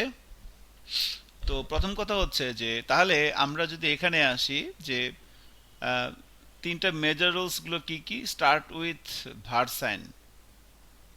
ভার সাইন দিয়ে শুরু করতে হবে এবং ভেরিয়েবলের নাম লেখার জন্য ছোট হাতের এ থেকে জেড, বড় হাতের এ থেকে জেড, 0 to 9 আন্ডারস্কোর এবং ডলার সাইন, এগুলো আমরা ইউজ করতে হবে ভেরিয়েবলের নাম লেখার জন্য। এবং ভেরিয়েবলের শুরুতে কোনো নাম্বার থাকা যাবে না। So according to this three major rules, তাহলে আমরা একটা ভেরিয়েবল কিভাবে লিখব? প্রথমে লিখতে হবে ভার। ভেরিয়েবল আসলে কেন দরকার? কারণ যে আপনি বিহেভিয়ার ঠিক করবেন, বিহেভিয়ারকে কন্ট্রোল কিছু একটা করবেন, এইচটিএমএল এর ট্যাগের বিহেভিয়ার কিছু একটা করবেন, তাহলে এইচটিএমএল এর ট্যাগটাকে তাকে ধরতে হবে। একটা হেডিং, প্যারাগ্রাফ, ইমেজ, যেটা সেটাকে ধরবেন, ধরে আপনি কোথায় রাখবেন? একটা ভেরিয়েবলের মধ্যে রাখতে হবে। এই জন্য ওই ভেরিয়েবলটা আপনি কেমনি লিখবো? তো লেখার জন্য প্রথমে দিতে হবে ভার, এক কথাটা লিখতে হবে, এরপরে ভেরিয়েবলের নাম। এখন ভেরিয়েবলের নাম লেখার জন্য আপনি ছোট হাতের যে কোনো লেটার ব্যবহার করতে পারবেন, এ থেকে জেড পর্যন্ত যে কোনো লেটার। আমি লিখলাম নেম, এটা একটা ভেরিয়েবল হয়েছে। আবার আপনি বড় হাতের এ থেকে জেড যে কোনো ব্যবহার করতে পারবেন। আপনি যদি লেখেন ভার নেম, এটাও ভেরিয়েবল হয়েছে। যদি বলেন যে ভার NAME, দুটো মিক্স করে, এটাও ভেরিয়েবল হয়েছে। ঠিক আছে, আবার যদি বলেন ভার নেম আন্ডারস্কোর ডলার সাইন, এটাও একটা ভেরিয়েবল হয়েছে। আবার যদি বলেন ভার নেম 10, এটাও একটা ভেরিয়েবল হয়েছে। আবার যদি বলেন যে ভার 10 নেম, লাস্ট একটা ভেরিয়েবল হয় নাই। কেন বলেন তো? কতক্ষণ না কে শুরুতে কোনো নাম্বার হওয়া যাবে না, নো নাম্বার ইন ফার্স্ট। এই যে 10, এটা তো শুরুতে চলে আসছে, শুরুতে কোনো নাম্বার হওয়া যাবে না। ঠিক আছে, মেজরুল ভাই আপনি এখানে আন্ডারস্কোর দিতে পারেন, সমস্যা নাই, ডলার সাইন দিতে পারেন, সমস্যা নাই, কিন্তু কোনো নাম্বার শুরুতে দেওয়া যাবে না। মাঝখানে দেন, কোনো সমস্যা নাই। ঠিক আছে, ওকে। তো this is the thing ultimately. তাহলে এ হচ্ছে ব্যাপার। তো এইভাবে আমরা ভেরিয়েবলগুলো ডিক্লেয়ার করতে পারলাম। তাহলে এখন ভেরিয়েবলের নেওয়ার উদ্দেশ্য কি, আপনি এর মধ্যে কিছু একটা রাখবো। তাহলে ধরেন আপাতত আমি এর মধ্যে এমনি কিছু একটা রাখি দিলাম, ধরেন var নেম সমান সমান ধরেন লিখলাম যে হাবিব, এ কথাটা লিখলাম। ঠিক আছে, এখন এটা আমি আউটপুট দেখব কিভাবে, বা এই ভেরিয়েবলের যে স্ট্যান্ডার্ড রুলসগুলো একটু প্র্যাকটিস করে নেই। তো ভেরিয়েবলের নাম ছোট হাতে লিখতে হবে, স্মল লেটার।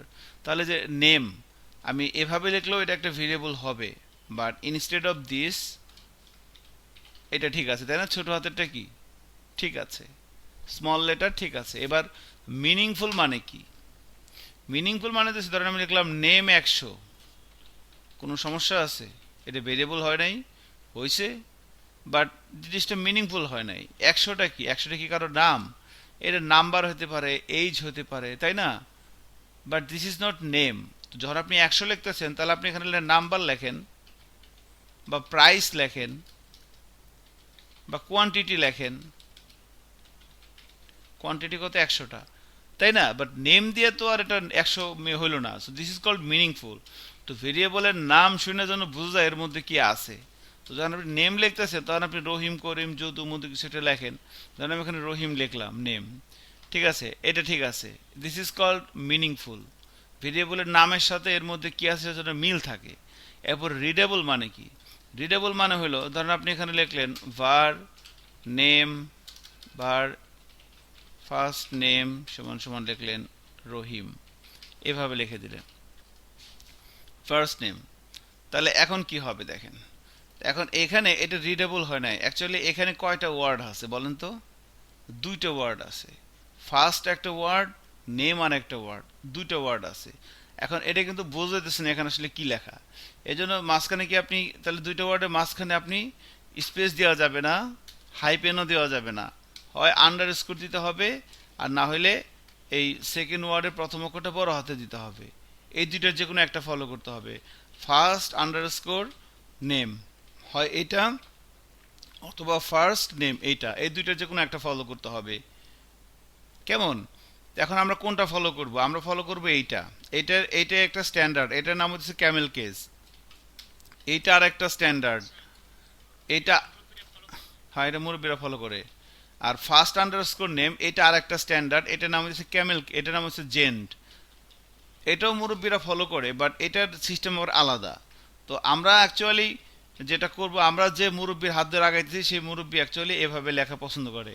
ঠিক আছে, ইনফ্যাক্ট আমি অনেক ডেভেলপারে কোড দেখছি, ইউটিউবে কোটি কোটি টিউটোরিয়াল দেখছি, এখনও দেখি, এখনও দেখতেছি। আমি যে আপনাদের সামনে কথাগুলো বলি, আমার ভিতরে তো খালি কলসি তো বেশিক্ষণ বাঁচতে পারে না, জিনিসটা তো জানার লাগে। এখন আমি কি হাওয়ার মধ্যে জানি? আমি তো মানুষ, আমি ফেরেস্তাও না, আমি শয়তানও না। তো আমি তো মানুষ, তাহলে এখন সমস্যা, আমি এগুলো করতে, আমি এগুলো আমাকে শিখতে হয়। I have to learn more. প্রচুর পরিমাণে আমি ট্রেনিং দেখি, প্রচুর পরিমাণে। সো এই ট্রেনিং থেকে যে ওস্তাদদের কাছ থেকে আমি শিখি, সে ওস্তাদরাই এমনি লেখে আর কি। আমার কাছে মনে হচ্ছে এটাই স্ট্যান্ডার্ড, ওস্তাদরা এমনি লেখে। ওকে, এখন আপনি যদি এভাবে দেন কোনো সমস্যা নাই, আপনি 100তে 100, তাও কোনো এভাবেও অনেক ওস্তাদ লেখে। আচ্ছা, তো দিস ইজ ভেরিয়েবল লেখার ব্যাপারগুলো ছিল। ওকে, তাহলে আমরা এখন কিছু ব্যাপার দেখব। তো ধরেন আমি এগুলোকে সব কমেন্ট করে রাখলাম, এগুলো সব। তো আমরা একটা ভেরিয়েবল নিলাম var ফার্স্ট নেম, এর ভিতরে রাখলাম রহিম। এখন ভেরিয়েবলের মধ্যে আমরা কোনো কিছু রাখবো, রেখে আমি কি করব? এটাকে তো আমি যদি দেখতে চাই যে এর মধ্যে কি আছে।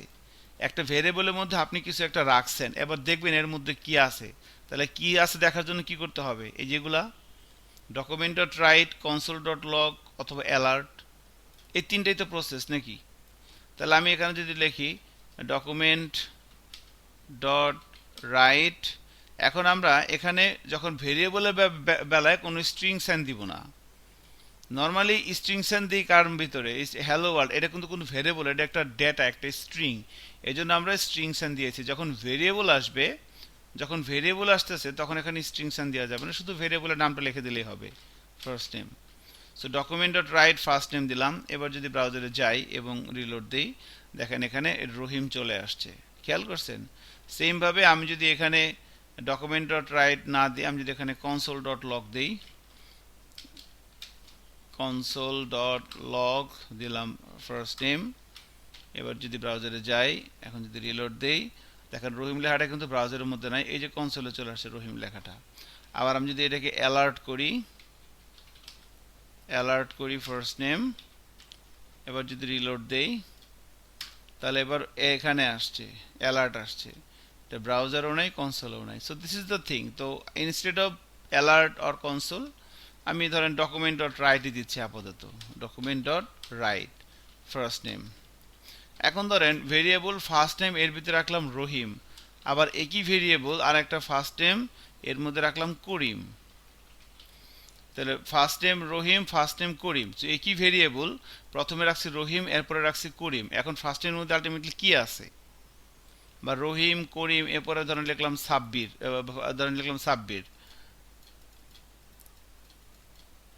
SABBIR, সাব্বির। অ্যান্ড দেন এবার আমি ফার্স্ট নেমটাকে প্রিন্ট করলাম, তাহলে এটার মধ্যে আসলে কি আছে, এটার মধ্যে রহিম আছে, নাকি এটার মধ্যে করিম আছে, নাকি এটার মধ্যে সাব্বির আছে? দেখি ব্রাউজারে যে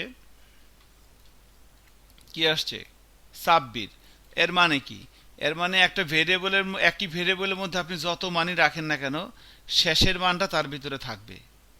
শুনছেন না কি বলছি সজীব? হ্যালো? একটা ভেরিয়েবলের মধ্যে আপনি এই ফার্স্ট নেম এর ভিতরে রাখছেন রহিম, আবার ফার্স্ট নেমের ভিতরে রাখছেন করিম, আবার ফার্স্ট নেমের ভিতরে রাখছেন সাব্বির, আলটিমেটলি এর মধ্যে কি আছে, এর মধ্যে সাব্বির। সো শেষে লাস্টের মানটা ভেরিয়েবলের ভিতরে থাকবে, প্রথম মানটা থাকবে না, ঠিক আছে? আবার আপনি যদি একটার ভিতরে এতগুলো মান রাখতে চান, সেটাও সম্ভব। একটা ভেরিয়েবলের ভিতরে আপনি তিনটে রাখবেন, রহিম করিম সাব্বির, তিনটেই রাখবেন একটা ভেরিয়েবলের ভিতরে, সেটাও সম্ভব। তাহলে কি করতে হবে, তখন ওই যে কনকেট করতে হয়। তাহলে এই ফার্স্ট নেমের ভিতরে আছে হচ্ছে রহিম, আবার ফার্স্ট নেমের ভিতরে রহিম তো থাকবে, আরও একটা আসবে করিম, তাহলে সেটা কিভাবে করবেন?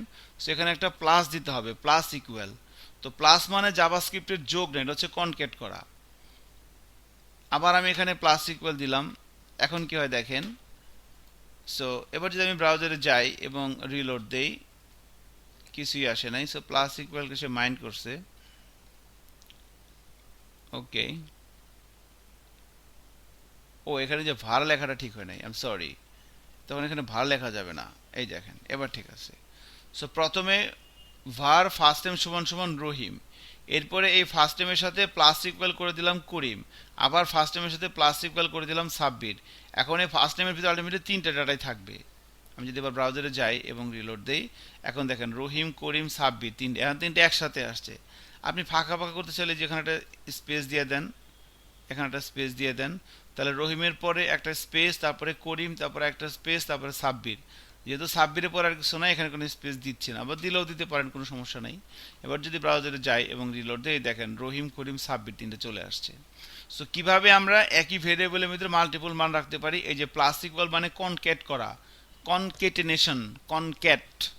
দুইটা, একটা ভেরিয়েবলের ভিতরে আমি একটা মান রাখছি, আর একটা মান ওই একই ভিতরে রাখবো, জোর করে রাখবো, তখন ওইভাবে কনক্যাট করে রাখতে পারেন, ওকে। তো এখন ধরেন আমার আসলে এত কাহিনী করার দরকার নাই, আমি ফার্স্ট নেম একটা ভেরিয়েবল এর ভিতরে রাখলাম রহিম, এবার আর একটা ভেরিয়েবল নিব লাস্ট নেম,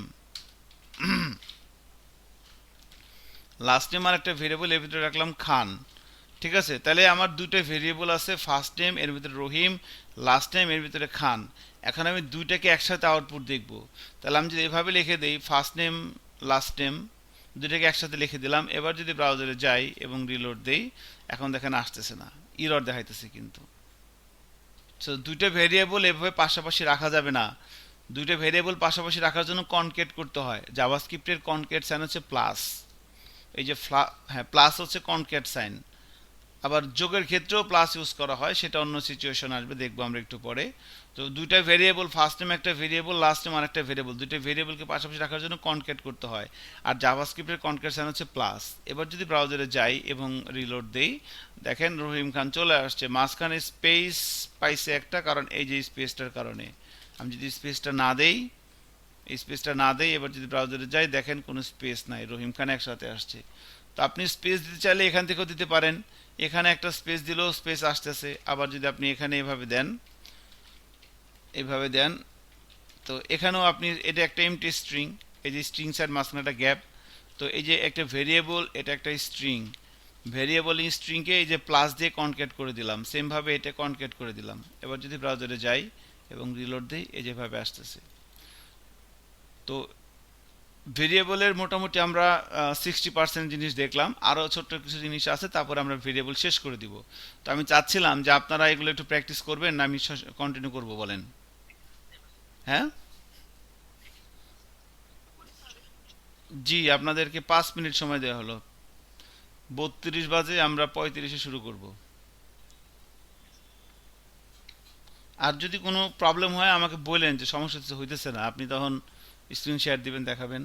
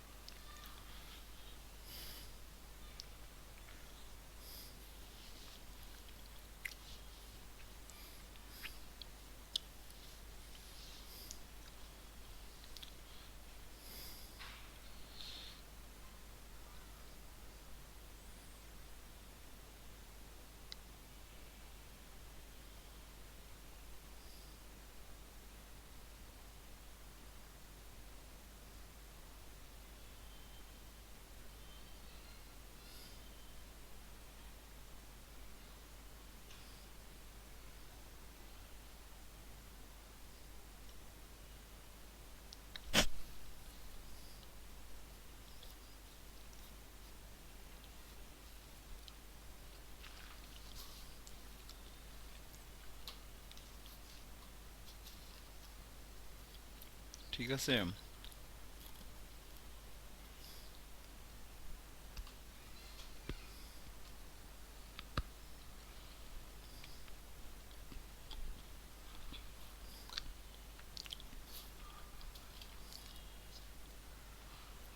আগাই, হ্যাঁ, সামনে।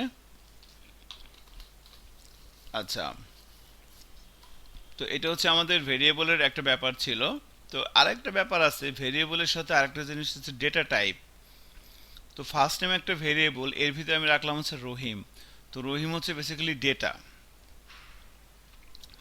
তো এটা রহিম একটা ডেটা, তো এই ডেটাটার টাইপ কি?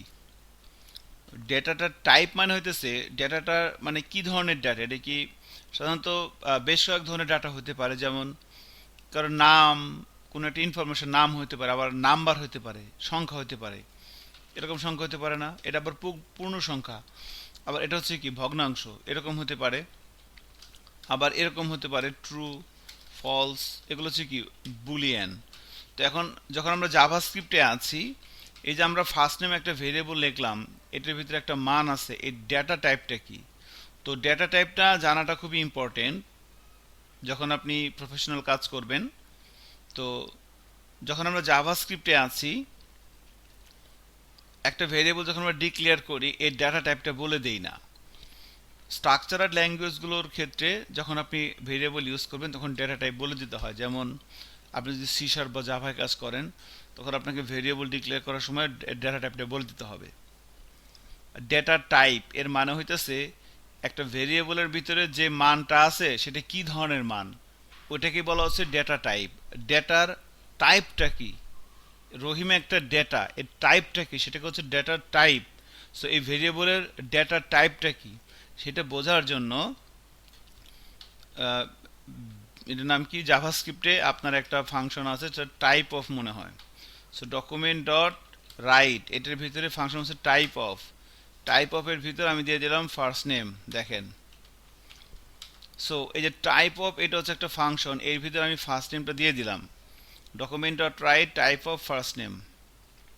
এখন যদি ব্রাউজারে যাই, রিলোড দিয়ে দেখেন এখানে কি আসছে, স্ট্রিং। এর মানে হইতেছে এই যে ফার্স্ট নেম যে ভেরিয়েবলটা, এর ডাটা টাইপ হচ্ছে স্ট্রিং। এবার রহিমের ভিতরে ধরেন আমি রাখলাম হচ্ছে 100, এরকম এটা একটা নাম্বার রাখলাম। এবার যদি রিলোড দিই তারপরও কি আসছে দেখেন, স্ট্রিং। কারণ কি, কারণ যে কোটেশনের ভিতরে রাখছি, কোটেশনের ভিতরে যা রাখবেন সবই স্ট্রিং। আবার এটাকে যদি ভগ্নাংশ করি, ভগ্নাংশ দিলাম, তারপরে কি স্ট্রিং আসছে। এবার আমি স্ট্রিংটা বাদ দেই, স্ট্রিংটা বাদ দিয়ে নর্মাল এভাবে লিখলাম। এবার যদি রিলোড দেই এখন কি আসে দেখেন, নাম্বার। খেয়াল করছেন? তার মানে যে ফার্স্ট নেম ভেরিয়েবল এর ভিতরে যে ডাটাটা আছে, যে ডাটাটার টাইপটা কি, এর একটা নাম্বার টাইপের ডাটা। আবার যদি আমি এখানে ভগ্নাংশ দেই তাও মনে হয় একই থাকবে নাকি। জাভাস্ক্রিপ্টের ক্ষেত্রে, জাভাস্ক্রিপ্টের ক্ষেত্রে এই পূর্ণ সংখ্যা বা ভগ্নাংশ উভয়ের জন্য ডাটা টাইপ একই, নাম্বার। এটা আবার ল্যাঙ্গুয়েজ টু ল্যাঙ্গুয়েজ ভ্যারি করে। ইনফ্যাক্ট আমরা যদি পিএইচপিতে যাই, পিএইচপিতে দেখবেন একটা হচ্ছে ইন্টিজার, একটা হচ্ছে ফ্লোট, তাই না? এরকম হয়ে যায়। সি শার্পে এরকম হয়ে যায়, জাভাতে এরকম হয়ে যায়। বাট পিএইচপিতে না, জাভাস্ক্রিপ্টের পূর্ণ সংখ্যা বা ভগ্নাংশ উভয়ের জন্য ডাটা টাইপ একটাই, সেটা হচ্ছে নাম্বার। এরপরে তাহলে ধরেন আমরা যদি এভাবে বলি ট্রু লিখে দেই, এবার কি আসে দেখেন, এখন কি আসতেছে, বুলিয়ান। আবার যদি ফলস লিখে দিই, এটা আসতেছে কি, বুলিয়ান। তো তার মানে জাভাস্ক্রিপ্টের, আবার যদি এরকম দেই মনে করেন, এখন কি আসবে বলেন তো, বুলিয়ান আসবে না স্ট্রিং আসবে বলেন তো?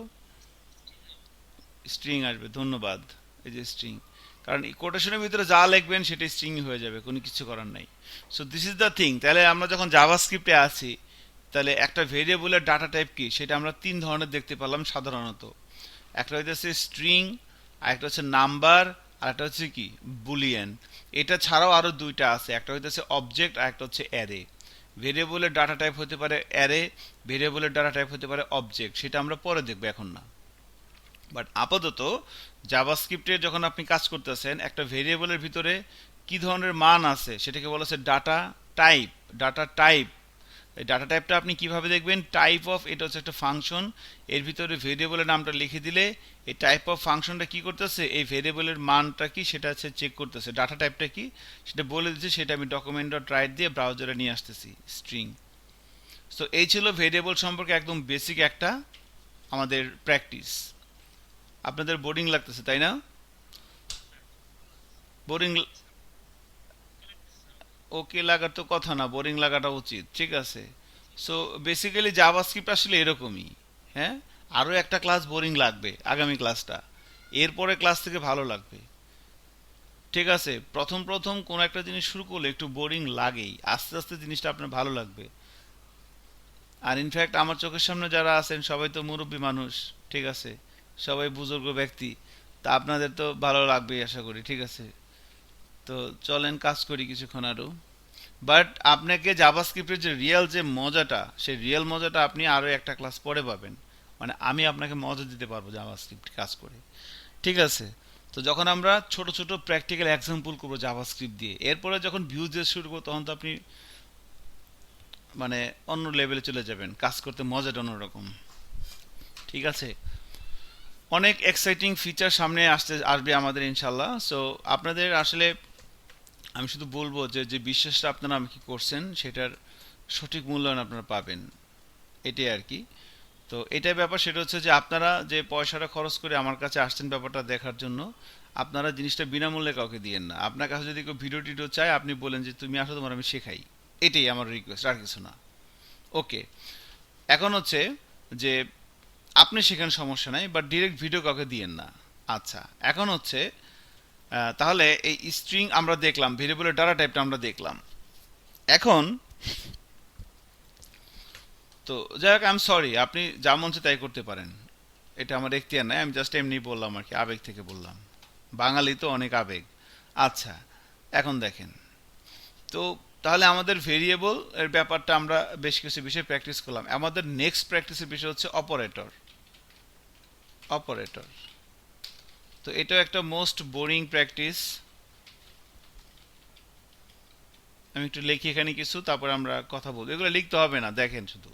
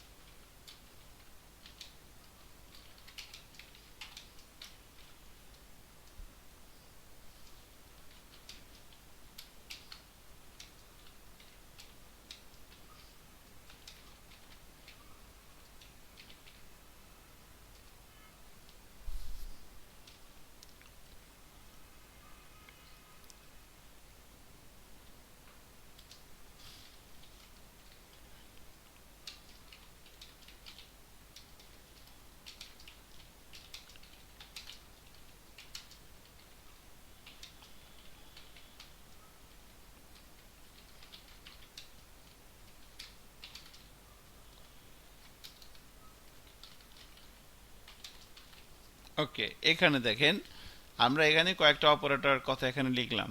তো এই অপারেটরগুলো আপনি বেসিক প্র্যাকটিস করতে পারেন। তো অপারেটর জিনিসটা আসলে কি একটু খেয়াল করে দেখেন, জাভাস্ক্রিপ্টের র স্ট্যান্ডার্ডকে আমরা র জাভাস্ক্রিপ্ট আমরা ইসিএমএ 5 স্ট্যান্ডার্ডে প্র্যাকটিস করতেছি। প্রথমে সিনটেক্সটা দেখলাম, এরপরে ভেরিয়েবলটা দেখলাম, এখন আমরা অপারেটর দেখতেছি। সো অপারেটর বেসিক্যালি ব্যাপারটা হচ্ছে যে অপারেটর জিনিস আসলে কি, আপনি যখন জাভাস্ক্রিপ্ট দিয়ে কোনো একটা ওয়েব পেজের বিহেভিয়ারকে যখন আপনি কন্ট্রোল করবেন জাভাস্ক্রিপ্ট দিয়ে, তখন আপনাকে কখনো কখনো বিভিন্ন ধরনের ম্যাথমেটিক টাস্ক করতে হবে, যোগ বিয়োগ গুণ ভাগ করতে হবে। আবার আহ, একটার মধ্যে আর একটা যোগ করে রাখতে হবে, বিয়োগ করে রাখতে হতে পারে। আবার কোনটা বড় কোনটা ছোট এগুলো চেক করতে হতে পারে। আবার কিছু লজিক্যাল ডিসিশন নেওয়া লাগতে পারে। এই ধরনের কাজ করার জন্য, অর্থাৎ যখন আপনি একটা ওয়েব পেজের বিহেভিয়ারকে কন্ট্রোল করবেন, তখন আপনার এই যোগ বিয়োগ গুণ ভাগ বা যোগ করে রাখা, অ্যাসাইন করা বা বড় ছোট চেক করা বা লজিক্যাল টাস্কগুলো যদি করার দরকার হয়, সেগুলো আপনি কিছু স্পেশাল সিনটেক্সের মাধ্যমে করবেন। সেই স্পেশাল সিনটেক্সগুলোকে বলা হচ্ছে কি অপারেটর। সো প্লাস এটা একটা অপারেটর, মাইনাস এটা একটা অপারেটর, এটা হচ্ছে কি মাল্টিপ্লিকেশন একটা অপারেটর, এটা হচ্ছে ডিভিশন, এটা একটা অপারেটর। ওকে, যোগ বিয়োগ গুণ ভাগ, এবারে প্লাস প্লাস মাইনাস মাইনাস, এটা হচ্ছে negation. Equal plus equal minus equal, multiplication equal, division equal, এগুলো হচ্ছে operator. Conditional, greater than equal, less than equal, equal equal, not equal, triple equal, not triple equal, এটা হচ্ছে and, এটা হচ্ছে or, এটা হচ্ছে নট। এই যে এখানে যে কয়টা অপারেটর আছে, এগুলো হচ্ছে একদম ভেরি বেসিক লেভেলের। এটার বাইরেও আরও অনেক অপারেটর আছে যেগুলো আমরা প্র্যাকটিস করব সামনে, বাট নাও এই অপারেটরগুলো প্র্যাকটিস করলে আমাদের মোটামুটি একটা বেসিক ধারণা ফাউন্ডেশন ভিতরে হয়ে যাবে। তো অ্যারিথমেটিক অপারেটরগুলোকে অপারেটরকে 4 ভাগে ভাগ করে নিছি আমরা আমাদের প্র্যাকটিসের জন্য। অপারেটর কিন্তু 4 প্রকার না। আপনাকে যদি ভাই ভাই বলে অপারেটর কি, আপনি কিন্তু বললেন অপারেটর 4 প্রকার: arithmetic operator, assignment operator, conditional operator, logical operator. Operator কিন্তু 4 প্রকার না। আমরা আমাদের প্র্যাকটিসের সুবিধার্থে এভাবে সেগমেন্ট ওয়াইজ ভাগ করে নিয়েছি, আমরা আমাদের প্র্যাকটিসের সুবিধার্থে। সো অ্যারিথমেটিক অপারেটরকে আবার 2টা সেগমেন্টে ভাগ করা হয়েছে, একটা বাইনারি, একটা ইউনারি। বাইনারি মানে কি? বাইনারি মানে 2, অর্থাৎ এই যে অপারেটরগুলো আছে, এটা 2টা করে অপারেন্ট লাগে। অপারেন্ট মানে কি? অপারেটরের আগে পরে যে থাকে সেটা হচ্ছে অপারেন্ট।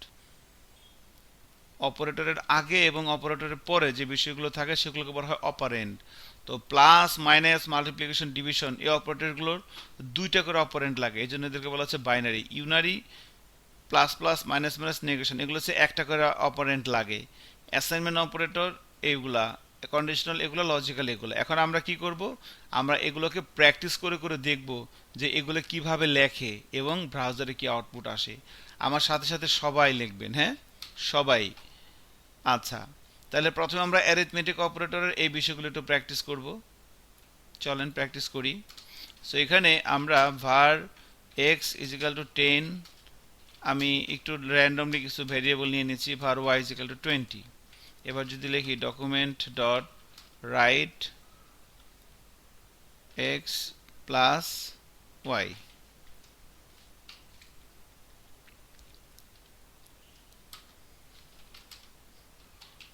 লিখে ফেলেন। হ্যাঁ, আমি যা লিখতেছি একটু আমার সাথে লিখে ফেলেন।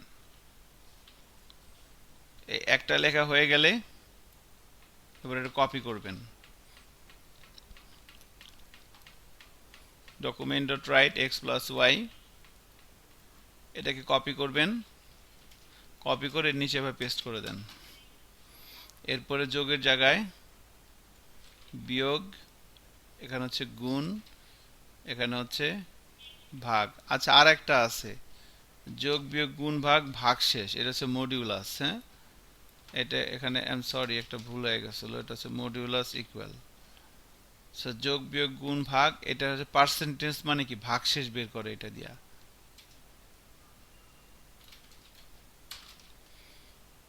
এটা হইতেছে এইটা। সো আপনাদের এটা হয়ে গেলে আমাকে একটু বলেন।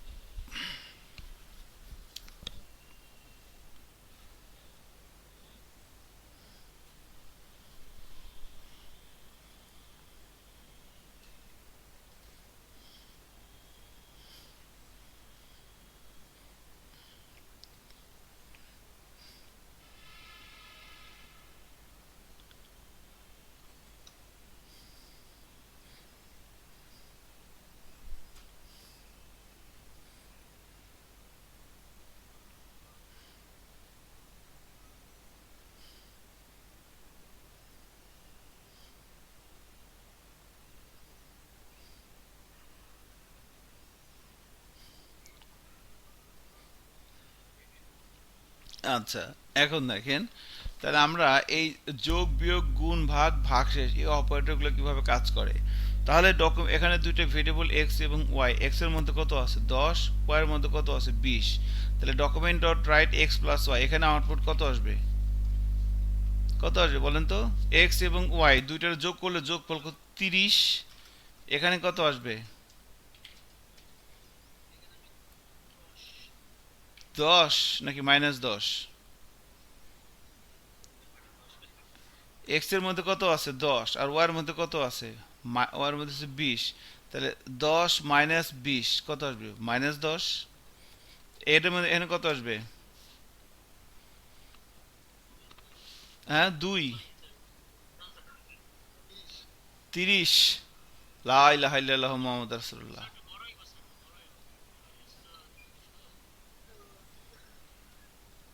এক্স এর মধ্যে কত আছে, আর ওয়াই এর মধ্যে কত আছে, দুইটারে গুণ করলে কত আসে, এইটা 200 আসে, তাই না? সেটাই দুই বলতেছিলেন কেন বুঝলাম না, যাই হোক। এখন এনে কত আসবে বলেন, এখানে 2 আসবে না জানাব। কাকে ভাগ করতেছে, কি দিয়ে ভাগ করতেছে, হ্যাঁ দুরু না। আচ্ছা, এক্স এর মধ্যে কত আছে 10।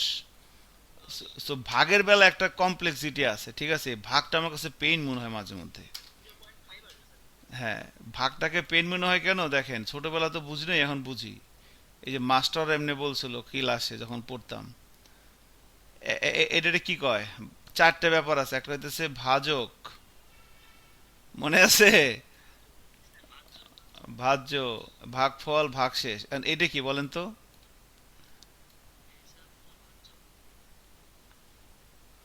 এটা কি? এটা হচ্ছে ভাজ্য, যেটা দিয়ে ভাগ করা হয়। আর এখানে যেটা সেটা কি? ভাজক। বোঝা যাচ্ছে ছেলেটা পড়াশোনা করে, যাক আল্লাহ ভরসা। এটা হচ্ছে ভাজ্য, এটা হচ্ছে ভাজক, আর এটা কি? ভাগশেষ বললো কে? ভাগশেষ? ভাগশেষ বলছে কে? ওরা আজকে শেষ করে ফেলবো বলেন। ভাগশেষ বলছে কে? ভাগশেষ থাকবে নিচে, রাইট। ওটা আবার ক্লাস ওয়ানে ভর্তি করান please. Okay, I am sorry, don't take it otherwise, আমরা জাস্ট মজা করতেছি, হ্যাঁ। সো দিস ইজ ভাজ্য, দিস ইজ ভাজক, এটা হইতেছে ভাগফল, এটা হচ্ছে কি ভাগশেষ, তাই না? চারটা। তাহলে ভাজ্য, ভাজক, ভাগফল, ভাগশেষ। এখন এই যে আমরা এখানে লিখলাম, তাহলে এখানে এক্স কি বলেন? ভাজ্য, ভাজক, ভাগফল না ভাগশেষ?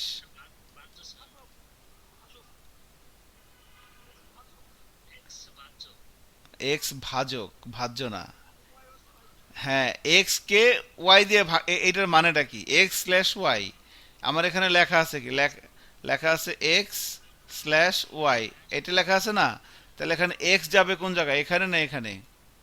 এটা হলো এক, এটা হলো দুই। এক্স, এক্স যাবে কোথায়? এক্স মাঝখানে যাবে না, খেয়াল করেন কিন্তু প্লিজ, হ্যাঁ। তাহলে এক্সটা হচ্ছে কি? ভাজক। আর ওয়াইটা হচ্ছে কি? ওয়াইটা বসবে এখানে, ওয়াই হচ্ছে বাহ্য। এখন এক্স এর মধ্যে কত আছে? 10। আর ওয়াই এর মধ্যে কত আছে? 20। তাহলে আউটপুট কত আসবে? 10 কি 20 দিয়ে ভাগ যায়? যায় না। তাহলে একটা দশমিক নিতে হবে, আবার শূন্য নিতে হবে, এরপর আগডুম বাগডুম করে 0.5 আসে। ঠিক আছে, সো এখানে 0.5 আসবে। Thank you. সো এটা হচ্ছে ব্যাপার। আমার মনে হয় যে আমারও একটা ভালো প্র্যাকটিস হয়ে গেল, আমিও বুঝতাম না, এখন বুঝে গেছি ব্যাপারটা। আচ্ছা, এখন এইটা দেখেন, তাহলে এই যে এইটার মানে কি? X modulus y. সো এই মডিউলাস মানে হইতেছে, এইটা মানে হইতেছে ভাগ শেষ রিটার্ন করে, এটার মানে হইতেছে ভাগ শেষ রিটার্ন করে। তাহলে এখন এক্স মডিউলাস ওয়াই এটার মানে কি? এটার মানে এক্স যাবে কোথায়? এক্স তো এক্স সবসময় কি এখানে, মানে এক্স তো না, অ্যাকচুয়ালি প্রথম যেটা লিখবো আমরা, এই প্রথমটা সবসময় কি হবে? ভাজক, মানে মাঝখানে যাবে। আর দ্বিতীয়টা যেটা নিচে থাকবে, যেটা পরে থাকবে, স্ল্যাশের পরে যেটা থাকবে, সেটা আসবে হইতেছে প্রথমে, মানে কি ভাজ্য। ভাজ্য, ভাজক। তাহলে এইটার এইটা এইটা এইটা কি? এটা হলো, এটা কি রিটার্ন করতেছে? এটা রিটার্ন করে ভাগফল।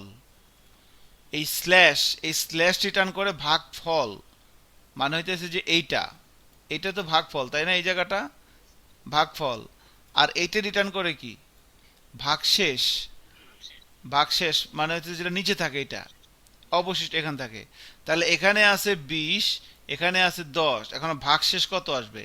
এখন 20 কে কি 10 দিয়ে ভাগ যায়?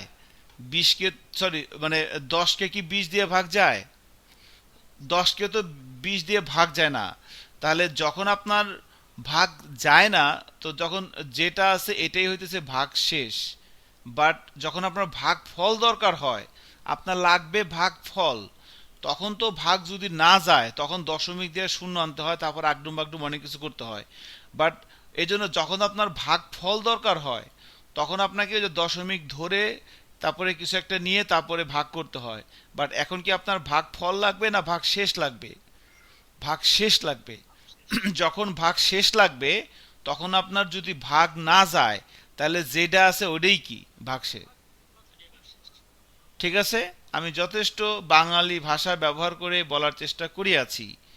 আচ্ছা, তাহলে এখানে রেজাল্ট কত আসিবে? 10। ধন্যবাদ, খোদা বক্স বৃথা। ঠিক আছে, তাহলে এই যে এইভাবে করলাম, তাহলে 30 - 10 200 0.5 10, দিস ইজ দ্য অপারেটরের ব্যাপার স্যাপারগুলো গেল আর কি। আমি যদি রিলোড দেই, এই যে 30 10 200 05 10, ঠিক আছে, এভাবে রেজাল্টগুলো চলে আসছে। আচ্ছা, এখন ধরেন আমি যদি এটাকে একটু অন্যভাবে করি, ধরেন এখানে দিলাম 20, ধরেন এখানে দিলাম হইতেছে 30, এখানে দিলাম হচ্ছে ধরেন 25। এবার আমাকে বলেন আউটপুট কত আসবে? বা ধরেন, হ্যাঁ থাক, এরকমই থাকুক। এবার এখানে কত আসবে? এই দেখে নিয়েন না, দেখেন না কিন্তু, আল্লাহর রাস্তে মাথাটা খাটান একটু।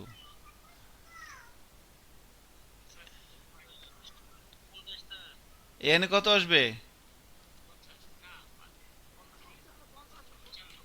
লা ইলাহা ইল্লাল্লাহু মুহাম্মাদুর রাসূলুল্লাহ সাল্লাল্লাহু আলাইহি ওয়াসাল্লাম, এখানে কত আসবে? 5। এখানে কত আসবে?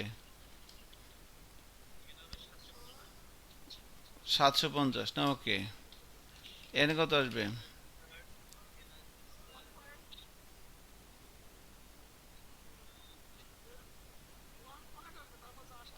হ্যাঁ, 1 পয়েন্ট সামথিং এবার কিছু একটা আসবে, ওকে।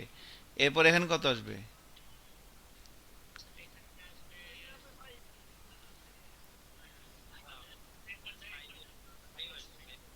5 আসবে, তাই না? একবার ভাগ যাবে, 25 তাহলে নিচে কত থাকে? 5। তারপর কত আসবে? 5। ঠিক আছে না? তাহলে আমি যদি আবার ব্রাউজারে যাই, রিলোড দেই, দেখি, দেখেন এখানে এই যে 35, 55, 5, 750, 1 পয়েন্ট সামথিং, এরপরে 5। ঠিক আছে। সো এই ছিল আমাদের মানে অপারেটরের যে ব্যাপারগুলো, যোগ বিয়োগ গুণ ভাগ, এগুলো আমরা করতে পারবো। এরপরে ইউনারি অপারেটর একটু দেখেন। ঠিক আছে, এটা করে আজকে শেষ দিয়ে দিব। তো আপনাদের সামনে হচ্ছে যে যে ক্লাসটা আসতেছে রোববার দিন, রোববার দিন আপনাদের সবাইকে এই টেমপ্লেটটা আমি মানে আপনারা আমাকে মেল করবেন শনিবার দিন আর কি, ঠিক আছে? আমি আজকে ক্লাসে দেখলাম না, তার মানে এই না যে আমি ভুলে গেছি। আপনারা আমাকে, হ্যাঁ, আমাকে রোববার দিন এটা মেল করতে মানে দেখাইতে হবে আর কি। আমি সময় দিলাম শুক্র শনি 2 দিন, আরও সুন্দর করে একটু রেসপন্সিভ করে দেখাবেন। যারটা ভালো হবে তাকে আমরা একটা পুরস্কার দেব, ঠিক আছে? কি পুরস্কার দিব সেটাও বলে দেই। একটা থ্যাংক ইউ দিব, শুধু থ্যাংক ইউ না, সাথে তাকে একটা কলা খাওয়ানো যেতে পারে। তারপরে হচ্ছে, ঠিক আছে, আমি কিন্তু ফাজলামি করতেছি না, সিরিয়াসলি। যারটা ভাল লাগবে, হ্যাঁ, না, তাকে তাকে ডেকে আনা হবে। তাকে ডেকে আনা হবে, মনে করেন আমরা কোথায় ডাকবো? আমরা মৌচাক ডাকতে পারি, আমরা মৌচাকে তাকে ডাকবো, মৌচাকে ডেকে আমরা তার কাছ থেকে খাবো, যারটা ভালো হবে। ঠিক আছে। ওকে। না, আমি কিন্তু ফান করতেছি না, সিরিয়াসলি। আপনি শুক্র শনি 2 দিন বসে কি করবেন বাসায়? 2 দিন বসে যেটা করবেন, ওই পেজটা আপনি আরেকবার বানায়েন। আমি বলছিলাম না যে এক বসায় বানাবেন? এক বসায়, না না না, এক বসায়। এটাই কিন্তু আপনার আপনার জবান। আপনি যদি মুসলমান হন, হিন্দু হন, খ্রিস্টান হন, কোনো সমস্যা নেই, আপনি যে ধর্মই করেন, আপনার মুখে একটা জবান দিবেন আমাকে যে আমি এটা এক বসায় করছি, আমি এটা শুনতে চাই। আর না করতে পারলে বলেন আমি করি না। এক বসায় করতে হবে, হ্যাঁ, এক বসায়। আপনার যা যা ভাল লাগে আপনি নিয়ে বসেন না চারদিকে। আপাতত একটু এই কাজটা করেন, এক বসে এটা আমাকে করে দেখাইতে হবে, বলতে হবে যে আমি করছি, নাহলে বলবেন করি নেই, সমস্যা নাই। এখানে যারা আছেন, অনেক বেশি প্রেশার হয়ে যাচ্ছে। আচ্ছা। সো এই হচ্ছে ব্যাপার। তাহলে আমরা এইভাবে এই অপারেটরগুলোকে এভাবে দেখতে পাচ্ছি আর কি, ঠিক আছে? আচ্ছা, এখন এরপরে আমাদের নেক্সট টার্গেট হচ্ছে আমরা এই ইউনারি অপারেটরগুলো দেখব, প্লাস প্লাস, মাইনাস মাইনাস এবং নেগেশন। এটা কিভাবে কাজ করে একটু দেখেন। তো এগুলো আমরা জানি মোটামুটি। যেমন আমরা এক্স এর মধ্যে আছে 30, ওয়াই এর মধ্যে আছে 25। আমি যদি এভাবে বলি যে ডকুমেন্ট ডট রাইট, আমি যদি বলি x plus plus, x plus plus মানে কি? এক্স প্লাস প্লাস মানে হইতেছে এক্স এর মান এক এক করে বাড়বে। হ্যাঁ, বাট প্লাস প্লাসটা যদি পরে থাকে তাহলে মানটাকে আগে দেখায় পরে বাড়ানো হয়। তো এক্স প্লাস প্লাস মানে কি? এক্স এর মান এক বাড়বে। আমি যদি এবার এখানে বলি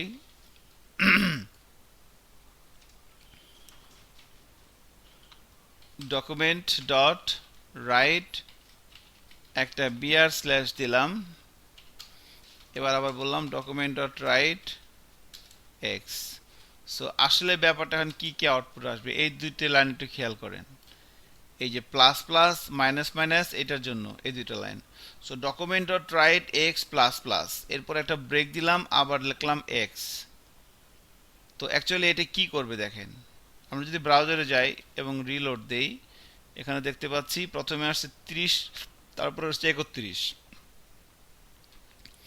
এই এই কাহিনীটা কেন? এই কাহিনীটা হইতেছে ডকুমেন্ট ডট রাইট এক্স এর মানে হচ্ছে কি, এক্স প্লাস প্লাস মানে এক্স এর মান এক বাড়াবে, এক্স এর মান এক বাড়াবে, বাট আগে দেখানোর পরে এটাকে বলা হয় হচ্ছে কি পোস্ট ইনক্রিমেন্ট।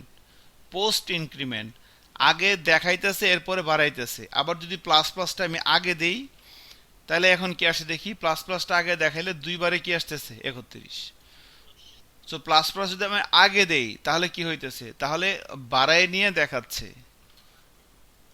সো এটা হচ্ছে প্রি ইনক্রিমেন্ট। সো কোনো একটা ভেরিয়েবলের পরে আপনি যদি প্লাস প্লাস দেন তাহলে সেটা কি মান এক এক করে বাড়তেছে, প্লাস প্লাস মানে এক এক করে বাড়বে, ঠিক আছে। বাট এখানে ডকুমেন্ট ডট রাইট দিয়ে আমি যদি দেখি তাহলে এখানে তো এক এক্স এর মান কত 30, তাহলে প্লাস প্লাস দিয়ে এক্স এর মানটা কত হলো 31। তাহলে এখানে এখানে তো 31 আসার কথা, কিন্তু এখানে প্রথমে আসতেছে 30, পরে আসতেছে 31। এর মানে কি, এর মানে হইতেছে এই জায়গাটায় যখন সে বাড়াইতেছে প্লাস প্লাস পরে মানে আগে দেখাই নিয়ে পরে বাড়াইতেছে, এটাকে বলা হয় পোস্ট ইনক্রিমেন্ট, আগে দেখাচ্ছে এরপরে বাড়াচ্ছে। আর যদি প্লাস প্লাসটা আমি আগে দেই তাহলে এবারে বাড়াই নিয়ে দেখাবে, এটাকে বলে প্রি ইনক্রিমেন্ট। প্লাস প্লাসটা আগে দিলাম, আগে দেওয়ার পর দেখেন এখানে দুইবারে 31 আসতেছে। তো সেম ভাবে মাইনাস মাইনাস মানেও কি, মাইনাস মাইনাস মানে এক কমবে, প্লাস প্লাস মানে এক বাড়বে। তাহলে এখন কি হয় দেখেন, এখন এক্স এর মান কত ছিল 30, এক্স এর মান 30 দেখায় নিয়ে এক কমাবে এবং সেটা নিচে প্রিন্ট হবে এখানে। এই যে দেখেন 30 29। আবার যদি আমি এই মাইনাস মাইনাসটা আগে দেই তাহলে দুইবারে কি আসবে, দুইবারে 29 আসবে, এখানেও এক কমাই নিয়ে দেখাবে, এখানেও তো আগে যা আছে তাই, দেখেন 29 29 আসছে।